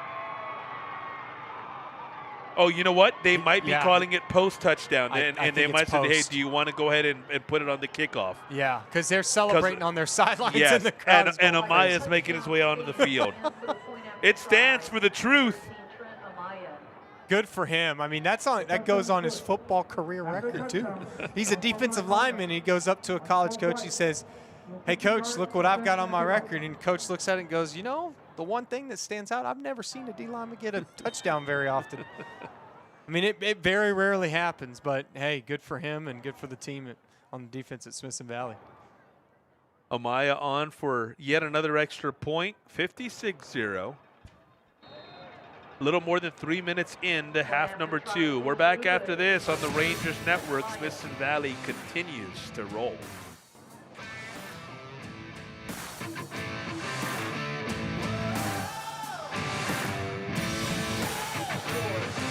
From Blanco to Bulverde, Bernie to New Braunfels, GVTC Local Lens is your connection to Hill Country happenings. 24 hours a day, tune into GVTC Channel 16 for local high school sports, community events, and original programming brought to you with the power of GVTC. Tune in now for a unique view of your community through the GVTC Local Lens. Rangers defensive tackle Truth Duval L getting into the end zone for the first time in 2025. Gotta love it when the big guys get a chance to score. Duval L is such a big part of that Rangers front four, and in their case, a Rangers front 6 or 7 when you take into account how big a role Caden Leak and Duval L play on a unit that includes Barrow, Bierman, Roberts, and Hudson Woods. Right, and they are part of that box on defense, as I recalled earlier. So for the viewers at home and those who may know this, a little trivia here. What do coaches refer to, or what does the term box mean in football when coaches refer to a defense? And so the answer is essentially that the box is what we call an imaginary box, or if you draw a line from basically tackle to tackle on the offense and draw it back to the linebacker core. And so it creates a rectangular box, and that box is where your main defensive box is. And so for Smithson Valley, like we said, there's some key players on that defensive line, and Duval L has really made this last drive a huge appearance in the box, as we call it. So for Smithson Valley's defense, their box is stacked tonight. No doubt. Adrian George on that last kickoff for the Rangers, and you see some Smithson Valley reserves also getting into the ball game. Colton West, number 98, now in at defensive end. You see Caden Leak out there. He gets plenty of reps during the course of the season as well. Truth appears to still be out there. I see a 97 if my eyes aren't deceiving me. Handoff coming right. Good gain across the 50. And guess who for MacArthur again? Andres Mendoza. 5 catches coming in for 26 yards, but most of his damage has been done on the ground tonight. Well, there's that name again, Mendoza. I mean, give the guy some credit. He's got some amazing speed here. He got to the outside edge and made a sweep turn into a big explosive play for MacArthur, at least in this second half. So far he's had 2 explosive plays, one up the middle and to the outside sweep here on that last run. So great job by him and great blocking on the outside by their offensive line. They're starting to try, they're starting to see some cracks, and I think Smithson Valley might be starting to rotate some secondary in, or second players in their defense, but MacArthur might be having some success here. Well, speaking of rotating, as Trevin Charrington gets to carry, the Brahmas have swapped out quarterbacks. You may have seen number 3, their starter, Christopher Richmond, on the sideline moments ago. Now, this is not all that uncommon. Yes, you look at the score and you say, okay, they're getting back up some reps. Certainly that's part of it. But Turner Schwartz, number 16, a sophomore, has gotten some reps of his own throughout the season. 30 pass attempts coming in, 14 of 30, 126 yards, a touchdown. And so more than just mop-up duty for Turner. He is a young man who Coach Jordan Ricker and his coaching staff would like to get some more in whenever possible, as Charrington makes his way to the near sideline before he's forced out of bounds. For the Rangers, Weston Haney, Owen Truss among the linebackers, Ashton Norrid, who are seeing the field kind of rotating in and out on their end. The defensive back for them also in the game. Some moves as well in that secondary, I should say. You saw Haney giving chase on that previous play there on the replay. Yeah, and Hector, correct me if I'm wrong here, but I don't really think that this is necessarily more of a throwing in the towel, just go home. But let's give our guys, the backups, a chance. Let's give them some experience to grow and develop and become better, potential starters next year. Yes. And so for those, again, that may watch and go, well, man, we're just throwing in the towel. We got our second string in. I tell you from the other hand, as a former coach, that heck no, this is a great opportunity for these guys to get plenty of varsity reps that normally don't get that much time. Charrington the carry, Davian McBride in the ball game for the Rangers. He's a cornerback, wears number 16. Coming right, Ashton Norrid there, the tackle for the Rangers. Cash Davis, the defensive tackle, also in there for Smithson Valley. And Shaden Davis, I'll just finish this Yeah. real quick. Christian Shaden Davis, we mentioned him in the first half, a freshman. He wears number 32, just brought up. He's in the ball game as well, plays in the secondary. And I was going to say, what better way to give your backups reps, even on both sides, and especially for MacArthur, but what better way to play against the former state title winning team and get some good experience there. And for Smithson Valley, these guys in backups, you know, I know that Smithson Valley keeps its starters in well into the second half. So their backups are getting key reps as well to get better for next season. Turner Schwartz handing to Trevin Charrington yet again. And you mentioned, to your point, Christian, about what a better opportunity than to play against the defending champs. Head coach Jordan Ricker saying just that, chatting with him leading up to this ball game. He said, you know, it's an honor to play the defending 5A state champs. What an opportunity. Right. He phrased it in exactly those terms. It was an honor to take this field against the Rangers. And so, you know, the old saying, you don't know where you are until you play the best, doesn't get any better than defending 5A D1 state champs. Yeah, and I'd like to call myself a humble man. I'll let others do the talking for me. But if we ended up getting a first down, if I ever had the opportunity to play, like, let's say back in the day, Lake Travis, which we did and we lost. But when I got out there against Lake Travis and we got a first down, it was, man, we scored a first down on that defense that won the state. Right? It's an awesome feeling. So 4th and 5 for the Brahmas offense. They'll go for it. No surprise. Charrington right side, and immediately, even with those Smithson Valley reserves in there, Caden Leak along with Cash Davis there for the stop. And the Rangers force a more traditional turnover as the offense now comes back on the field. And so this time, hopefully, we'll see a little bit of a transition. Again, with the score being 56-0, just understand that, again, both of these coaches on both sides have some highly credible, history. And now Smithson Valley is probably going to keep their backups in and give them the chance, the opportunity to work the field.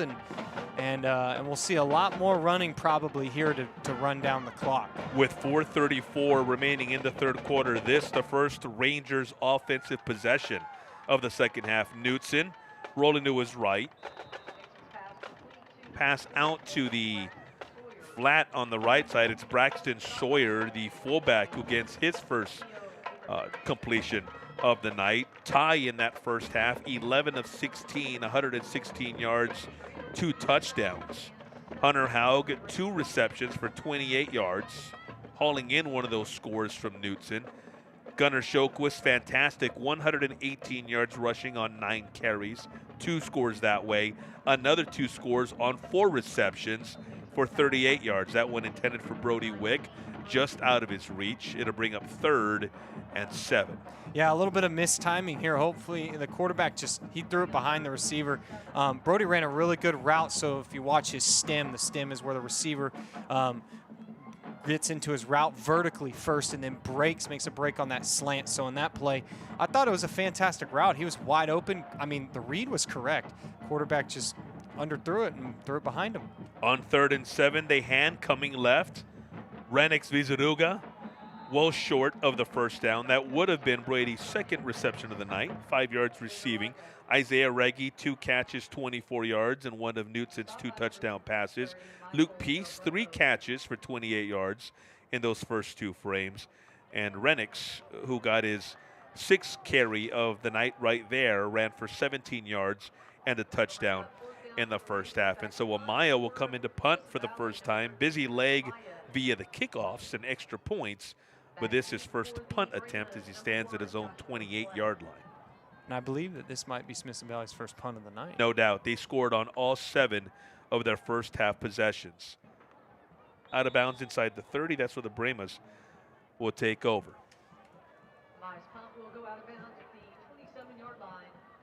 So I was really surprised to see there, Hector, that Smithson Valley came out on the first play, and like I kind of mentioned before to those watching, that they would be running the ball, and here they are passing. So, again, there's different philosophies out there, but just put the foot on the gas, I guess, and give the guys the ball that normally don't get the ball the opportunity and just put it in their hands. I'm wondering if they passed a couple of times because that was going to be Ty's last series of the night. Probably so. That's my guess, right? Probably. And my other guess would be this, too, for those watching that, sometimes you look at a coach and go, well, why is he passing it 56-0? Well, like I said before, he's like Hector mentioned as well, that could be the quarterback's last series. There's many components here that play into that effect. You could be trying to get the ball into the hands of kids who normally don't get the ball in this high score. And then also the passing's there. It's working. So if something's open and it's not broken, then don't try to fix it. And I wouldn't question a coach who's going to stick with what's working. Christopher Richmond back in there. His pass intended for TK Miranda is incomplete. Miranda on the turf. Hope he is okay. We're going to step aside right here on the Rangers Network. Tonight's broadcast is brought to you by Jeremy Fuller State Farm, United Rentals, Lynx Roofing, Orthopedic Performance Institute, Frost Bank, The Branch, Chick-fil-A at Stone Ridge, Christopher Ashley Pools, Singer Services, Methodist Healthcare, and Wick Productions. Contractors come into our neighborhoods and make empty promises, hurting homeowners and giving good roofers a bad name. But not Lynx Roofing. We live in and support this community. We believe every Texan deserves a strong roof at a reasonable price. A roof that gives you peace of mind in the face of our strongest storms. This company was built on doing the little things right. From our inspections to our installations and unmatched warranties, when you choose Lynx Roofing, you get a product and people you can depend on. Contact Lynx Roofing today, because this community is our home too.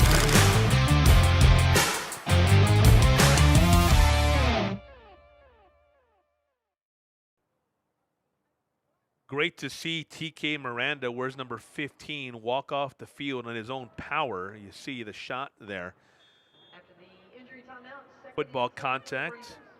Was able to, after staying down, make his way to his feet, and with the assistance of trainers, able to walk off without any assistance. So very, very good news as Charrington gets the carry on the very next play. Jackson Kenmitz, defensive senior end.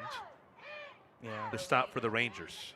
And nobody wants to see an injury. I mean, especially, stellar athletes that are putting all their effort and passion on this field and all that work. Nobody wants to have any serious injury. So glad to see that he came off healthy for sure. But let's just see what MacArthur can respond to after that injury. 3rd and 9 is what they face. Ball at their own 28. Plenty of 3rd and longs, and that has been part of their doom tonight. Going against the Rangers defense that is among the best in greater San Antonio, if not the best. A moment here for Charrington, though. Cross midfield, almost to the 40, and Charrington responsible for MacArthur's 2 biggest plays of the night. There's some yellow laundry in the back. And there is the flag back at the MacArthur 38. There is some yellow laundry on the field, folks, so be careful. That might get called back, unfortunately, for MacArthur. And, man, he just came out in that sweep, Charrington, and, it was, again, the speed is still there in this late in the 3rd quarter. Yeah, and it is, as you see, a holding on the Brahmas, so all for naught. Yeah, so he gets the edge around here, and Charrington, what an athlete. Just makes a great play, big-time explosive play, and Rangers are, again, fortunate enough to get that flag to pull them back into a 3rd down. Yeah, so on the top of your screen, they got Zach Long. The unfortunate thing for Zach and these Brahmas is that it was unnecessary to the big gain of the play. He had already passed and gone by when the penalty occurred. Charrington, combining his 2 names, Trevin and Charrington coming left this time, crossed the 40 to right around the 43. And Trevin continues to rack up that yardage here in the second half. It's really, when you date back to late in the first half, a couple of good runs for Trevin. So what they teach us, too, is, like when I was coaching, if you are out of the play, Hector, and you are not able to make a block that's good, like, again, it's beyond 10 yards or more, right? They teach us, one, to either become a shield and throw up your hands and just stand in the way or get in the way of a defender, or two, just don't even try to block. Because even if you try to make a block and it's way out of the play, the referee's still going to throw the flag, right? Because it's considered out of play or out of possession. So in that case, that's where the flags will get drawn. And for those watching, again, just understand that people who are, or the offensive players that are blocking for the ball carrier are trying to make blocks, but if they are way beyond the play, then they can be potentially a hazard for a penalty. Nicholas Granado, a senior linebacker, the tackle on the latest Charrington carry. As we go under 30 seconds, and if this is a run, it should be the final play of quarter number 3. Charrington again and again, not a whole lot there. That Ranger front 7 converging in a hurry. Norrid, Ashton there among several Rangers in on that stop. Yeah, just that inside zone isn't quite working the way they want it to tonight. So, right, maybe they go back to sweep or find a pass play that can snap off a few good yards and do something that'll stick to it. Because the whole night, I mean, we've just seen Smithson Valley defense light it up. And as I was mentioning earlier, they are stacked in the box and just making big-time plays right there. We've seen Truth Duval yeah. And the Rangers head into the fourth quarter with a 56-0 lead, 12 minutes away from an 8th win in 2025. We're back on the Rangers now. United Rentals understands that your routine is never routine. That's why we stand in the same dirt, ready to help you work with unmatched equipment and expertise that turn worries into wins. So as the weather shifts, plans change, and project complexity increases, we stand united with you. United Rentals. Work united.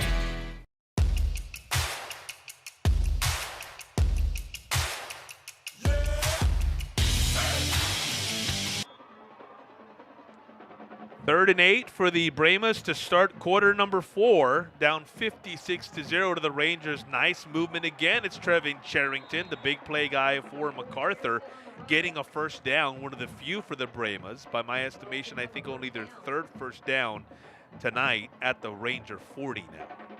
Yep, and there is Charrington keeping the team alive for MacArthur. They've got some good blocking on the edge as well. Let's keep hope alive, all right? Don't stop believing, as the MacArthur Brahmas are pushing through right now with their secondary. So, hey, it's working. Let's see if they stick to it, and Smithson Valley defense may find a way to respond. Charrington again. Good footwork to get past the line of scrimmage.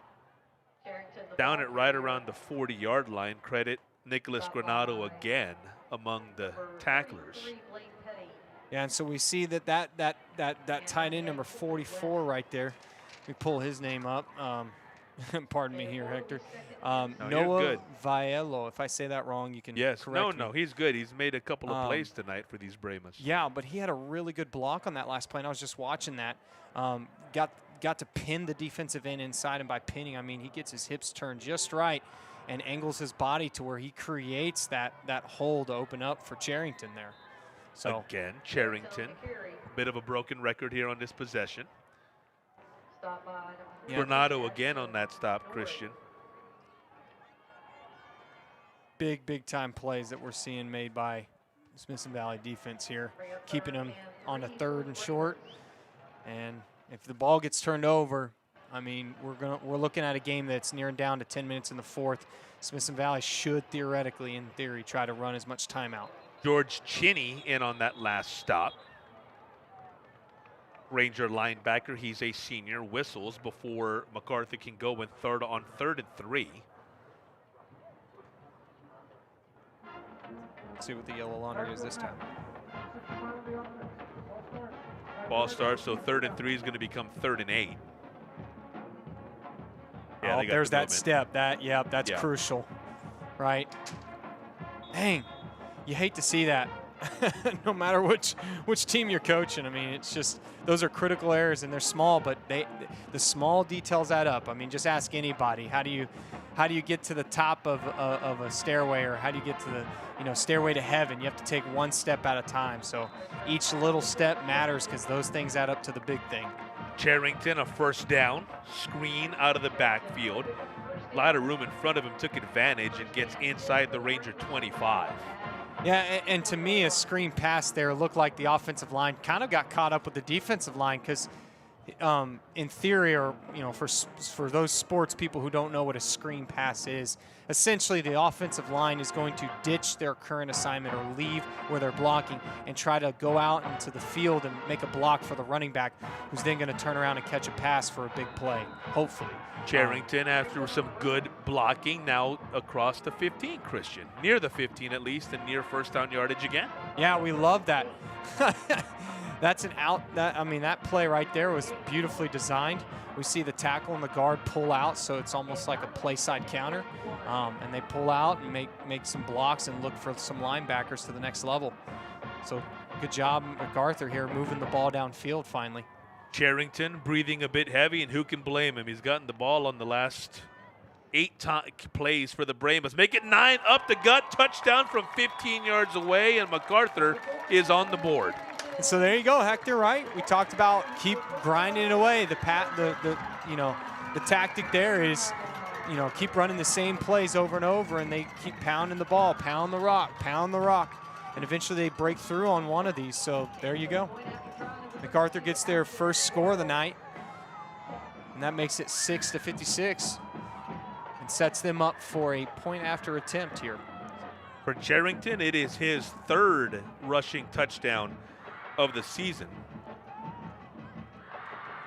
Brahmas late in getting one of their special teamers on, and now freshman Afton Royal knocks through the extra point. 9:34 to go. The Brahmas get on the board. We're back after this. Rangers Network 56-7 Smithson Valley in the 4th quarter. Are you sure you don't want to go to the movies, Abuela? Mijo, I love you, but I prefer the classic movies. You go. Have a good time.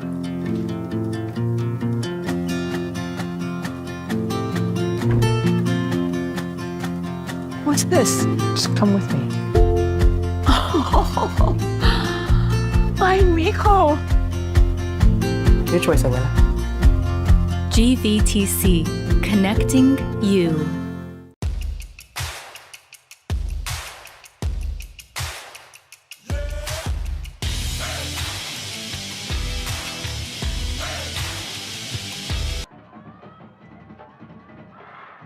The Smithson Valley defense, very stingy this season. Give up 11.5 points per game, and didn't give up the first 7 tonight until now.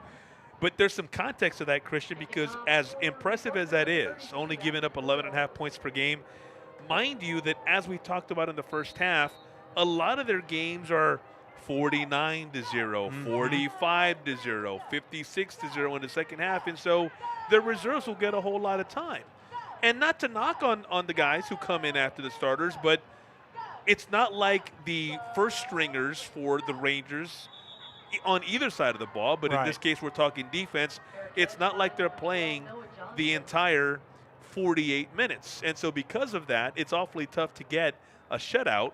So instead, the Rangers they've had games in which they've allowed 6, 10, 14, 7, 10, and 14 points this season. Now, Brennan put 30 on them in the second week of the season.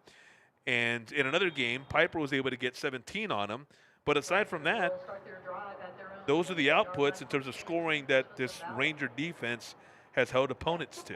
And so you know what that tells me, not only as a former coach and for viewers at home, but what that kind of tells at least the public is that the coaches are working hard and doing their research. The coaches over at Smithson Valley are making sure that they are studying film and analyzing every little detail. And with all the respect to all coaches out there who put in countless hours and time away from their family, but they really know the game. They live, breathe it, literally. And being a part of that system, you have a respect for how that tradition and that class and that discipline and pride is upheld. So, for those listening, just understand that their defense is stellar, one, through a lot of tradition and history of the years of Larry Hill and Worstfer and Coach Touton over there at Smithson Valley, and all those guys. But understand that they have found a system that works. They have found something on their defense, how to pair guys together. Like I said, the best athletes, put them on the defensive squad, train them in the technique, the skills, and specialize them. And then at the same time, get them cohesively as a unit. Like, it's something special when you see a lot of football teams out there in the high school level that work really well together and are very fluid and cohesive. It's a beautiful thing. As we mentioned, may happen on the previous possession. Easton Walker, now the quarterback for the Rangers. Renix Vizaruga getting a carry 2 plays ago before Walker capped. And then on that play, it's Lincoln McKeon, his first touch of the night, his 15th of the season. Lincoln with 30 yards coming in, and it brings up a 1st and 10 as the Rangers get a new set of downs. Easton, not that we expect him to throw the ball much in this situation, but 14 of 18 on the year, 161 yards. Easton also playing some fullback throughout the year. That pass complete, as I say, not that we expect him to throw much, goes to Jacob Kirk. His first completion of the night, and it's a first catch for Kirk. Right, and like I was saying earlier, I clearly think that this is an opportunity of exposing the defense. Like, you just take what the defense gives you, and that's kind of a saying that's been common amongst offensive coaches. So if you're watching this game and you're going, well, what is MacArthur defense doing? Well, they're not really changing a whole lot to their defense.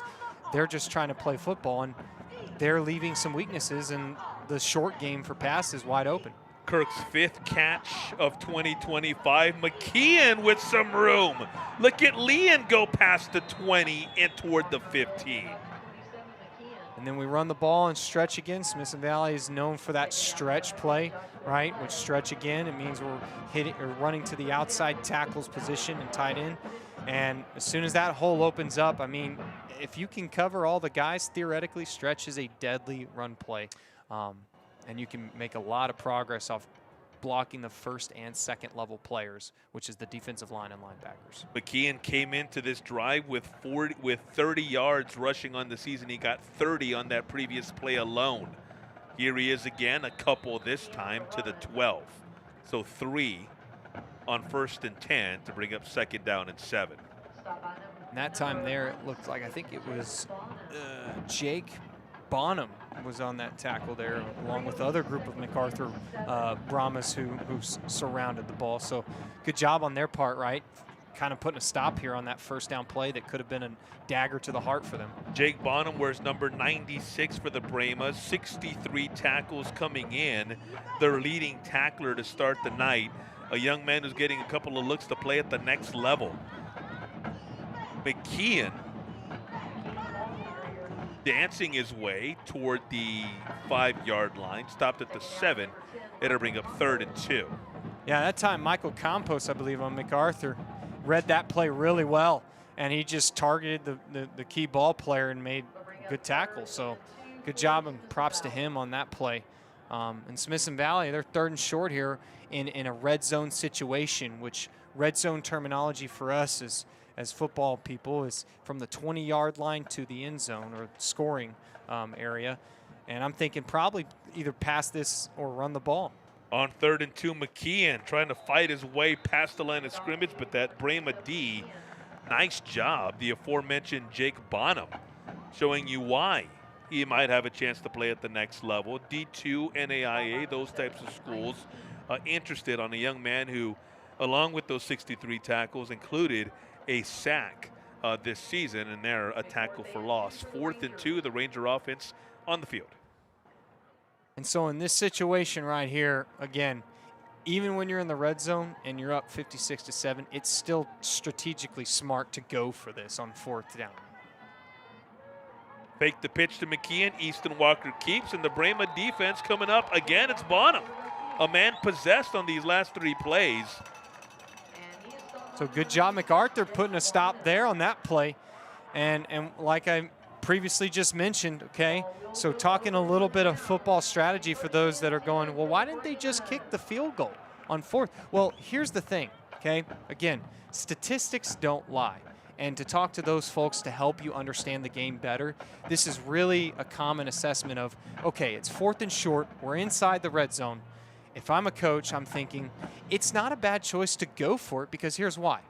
If you get stopped, which they just did, Smithson Valley got stopped, that puts the ball now inside of that full opposite field where the team has to now drive the ball another 80, 90 yards.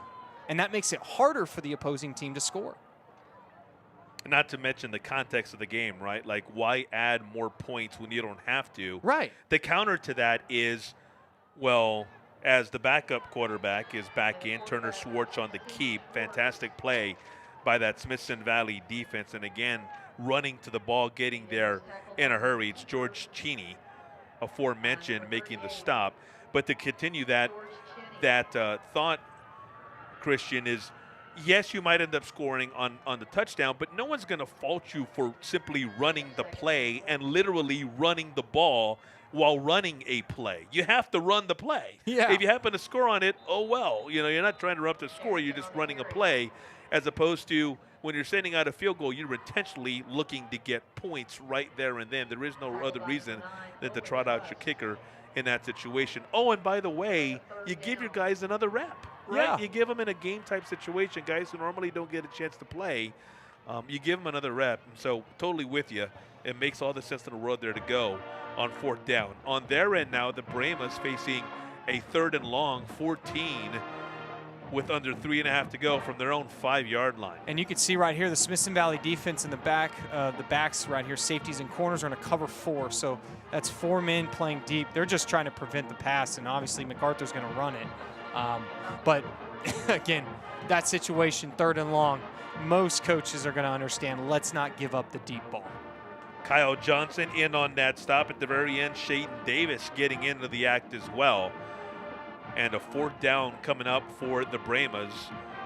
4th and long, and so their punting unit from their own 9-yard line looking to come punt it back to the Rangers on willing, unless we see some kind of a big play or a big special teams return here, might very well be the last possession of the evening. Noah Johnson back to fair catch, and he does just that. The Rangers will start it at their MacArthur 40.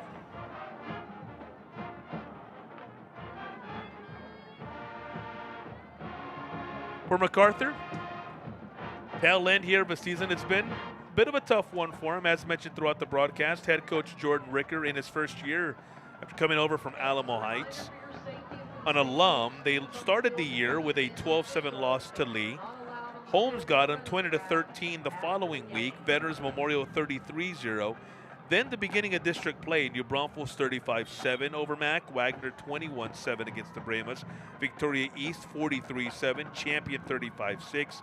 Piper 49-0. Here is coming toward us McKeon. Lincoln inside the 30 to right around the 28. Penalty though. And I do want to throw this in here, guys, just so for clarification. You know, for MacArthur's coach there, you know, it's his first year, right, Hector? And so a lot of people are very quick to judge coaches out there. And I'm not, you know, pointing any fingers, but give the guy some chance. Give the guy some time. And this is any coach across any program.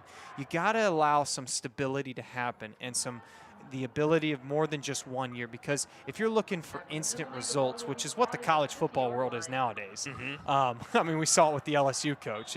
If it's not instant results, then they're going to fire you. But at this level, we are building kids in a 4-year program. High schools have an opportunity with these kids. College is different with NIL. So give the coach some credit that he's got to build his tradition in his program for a couple years. Following the penalty on the Rangers, pass complete for Easton Walker. A big play down the sideline, and the Rangers might have got, if not all of it, they certainly got most of it back on the pass to Gavin Kellner. Fantastic pass there, right? Again, we're seeing Smithson Valley giving the ball out to guys who normally don't get it. And think we're going to have a timeout here. We will, and we're going to take it with them. It's the 2-minute timeout, 1:54 to go. We're back after this on the Rangers Network. Tonight's broadcast is brought to you by Jeremy Fuller State Farm, United Rentals, Lynx Roofing, Orthopedic Performance Institute, Frost Bank, The Branch, Chick-fil-A at Stone Ridge, Christopher Ashley Pools, Singer Services, Methodist Healthcare, and Wick Productions. Gavin Kellner came in with 14 yards receiving on 2 catches. He gained 21 on that play right before the 2-minute timeout alone. And so the Rangers have it 1st and 10 at the 29. 1:54 is all that remains for a 8th victory this season for Smithson Valley. Across, here's to the other side, complete on the slant. It is Fielder Finley, his first catch of the night. Fielder, reception number 4 here in 2025, came in with 38 yards receiving, and this one good for 9 yards, 2nd and 1 at the Brahmas 20. What a better, what better way than to say that I have all my guys available to throw to as a quarterback. Like, we're now starting to call some names that normally don't pop up and here and there, and we're throwing across the field. So, again, even this late in the game, the short slant game is there. On 2nd and 1, there's the pitch. McKeon going left, trying to turn that sideline, pushed out of bounds, but he does pick up the first down. So it seems to me like we just keep sticking with the sweeps, outside sweeps. We're sticking with the slant game and the stretch run game. I mean, that has been working for Smithson Valley all night. And for MacArthur, they may have found a little bit late in the game some success themselves with their inside runs up the middle and outside sweeps too. So we really like to see this kind of football game in competition. So balanced attack for the Rangers, 183 yards rushing per game coming in. Easton Walker gives them about 8 or 9 more on that carry. 191 yards passing coming in per game. Point totals, the Rangers well above the 39.5 they average through the course of 2025. So another fantastic offensive performance. Penalty marker here, and with 58 ticks to go, it's essentially academic, but still got some more football to play before it's officially over. After the play, unsportsmanlike contact, number 52, at the distance, 1st down. Rangers will get a couple more yards here following the Easton Walker run. There's at the tail end, I think they got Walker's face mask or maybe some extracurriculars. Yeah. Once he was already down. I mean, I do want to say, like, this is me again just pointing out for all quarterbacks out there.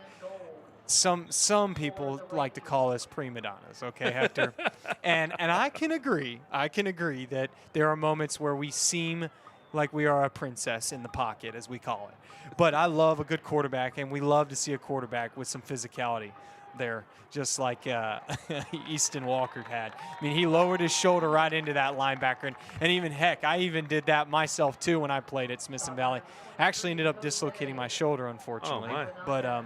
But besides the point, again, it's for the love of the game, and these guys love it, and they just love the contact, and that's what comes with this amazing sport. McKeon stopped at the 2-yard line. The Rangers, as I'm keeping an eye on the clock, do not have to run another play. 10 seconds and counting remaining on the game clock, 13 seconds remaining on the play clock and counting. And the final seconds tick away. Smithson Valley improves to 8-1, 56-7. The final score at Hero Stadium over the MacArthur Brahmas. And Christian, your final thoughts here on a night that sees the Rangers dominate from start to finish. Yes, sir. For Smithson Valley here, that's going to give them their district security, right, Hector? And so we're going to see that Smithson Valley is going to roll through now, going into the next game a lot more confident. And overall, this game it's essentially a blowout, like 56-7. We just have to state it for what it is. But what we did see really well, we saw an offense that attacked the weakness and stuck to it and consistently. And Coach Hill does a great job at that, right? We saw Smithson Valley's defense, stellar defensive linemen. We were having guys like Truth Duval just kick off and make a big impact on the defensive line front. And for guys like on offense, again, just going back to those guys, we saw a lot of action from Shoquist, number 22, out there lighting it up with speed and physicality. So Smithson Valley's got something special to look forward to going forward in the playoffs. They have been really sound with their run game, stretch game, inside zone, pass game, right? Big time plays. The whole night for their offense is just, it works. And if you're a coach, you're really happy with that. So between all their plays, I think they are really excited after tonight. It was a nice win. Go home, celebrate this Halloween with family. And for MacArthur, I just want to kind of turn the tides here and say what they're looking for is some success. They're looking for some consistency and hopefully some tradition coming down the line. So don't give up on your Brahmas here, because understand that coach has got something special hopefully to work with. And he's got some special players over there, because I know for sure we said a lot of Charrington tonight. And so he made some big plays, running the ball, making a touchdown late in the game, right? We're seeing that MacArthur was not giving out of the fight completely and not just throwing in the towel. They have an opportunity to make big plays on offense. I think they just need to execute a little better. And from there, I think they can have a better season next year as well. So the Rangers go to 11-1 versus MacArthur in a series history that dates back to 2004, and in terms of 2025, no other team in District 13, 5A Division I can surpass the Rangers in the district standings. Smithson Valley clinching at least a share of the district championship, and that's really arbitrary because the Rangers beat both Piper and Smithson Valley, the two teams who would most likely be able to catch our New Braunfels with 2 district losses. Piper with the 1 loss heading into the weekend now cannot pass the Rangers, although Smithson Valley owns the head-to-head. We'll see you next week when Smithson Valley faces Victoria East to close out the regular season on Thursday. Until then, for Christian Hallam and all the awesome folks with Wick Productions, we say so long on the Rangers Network.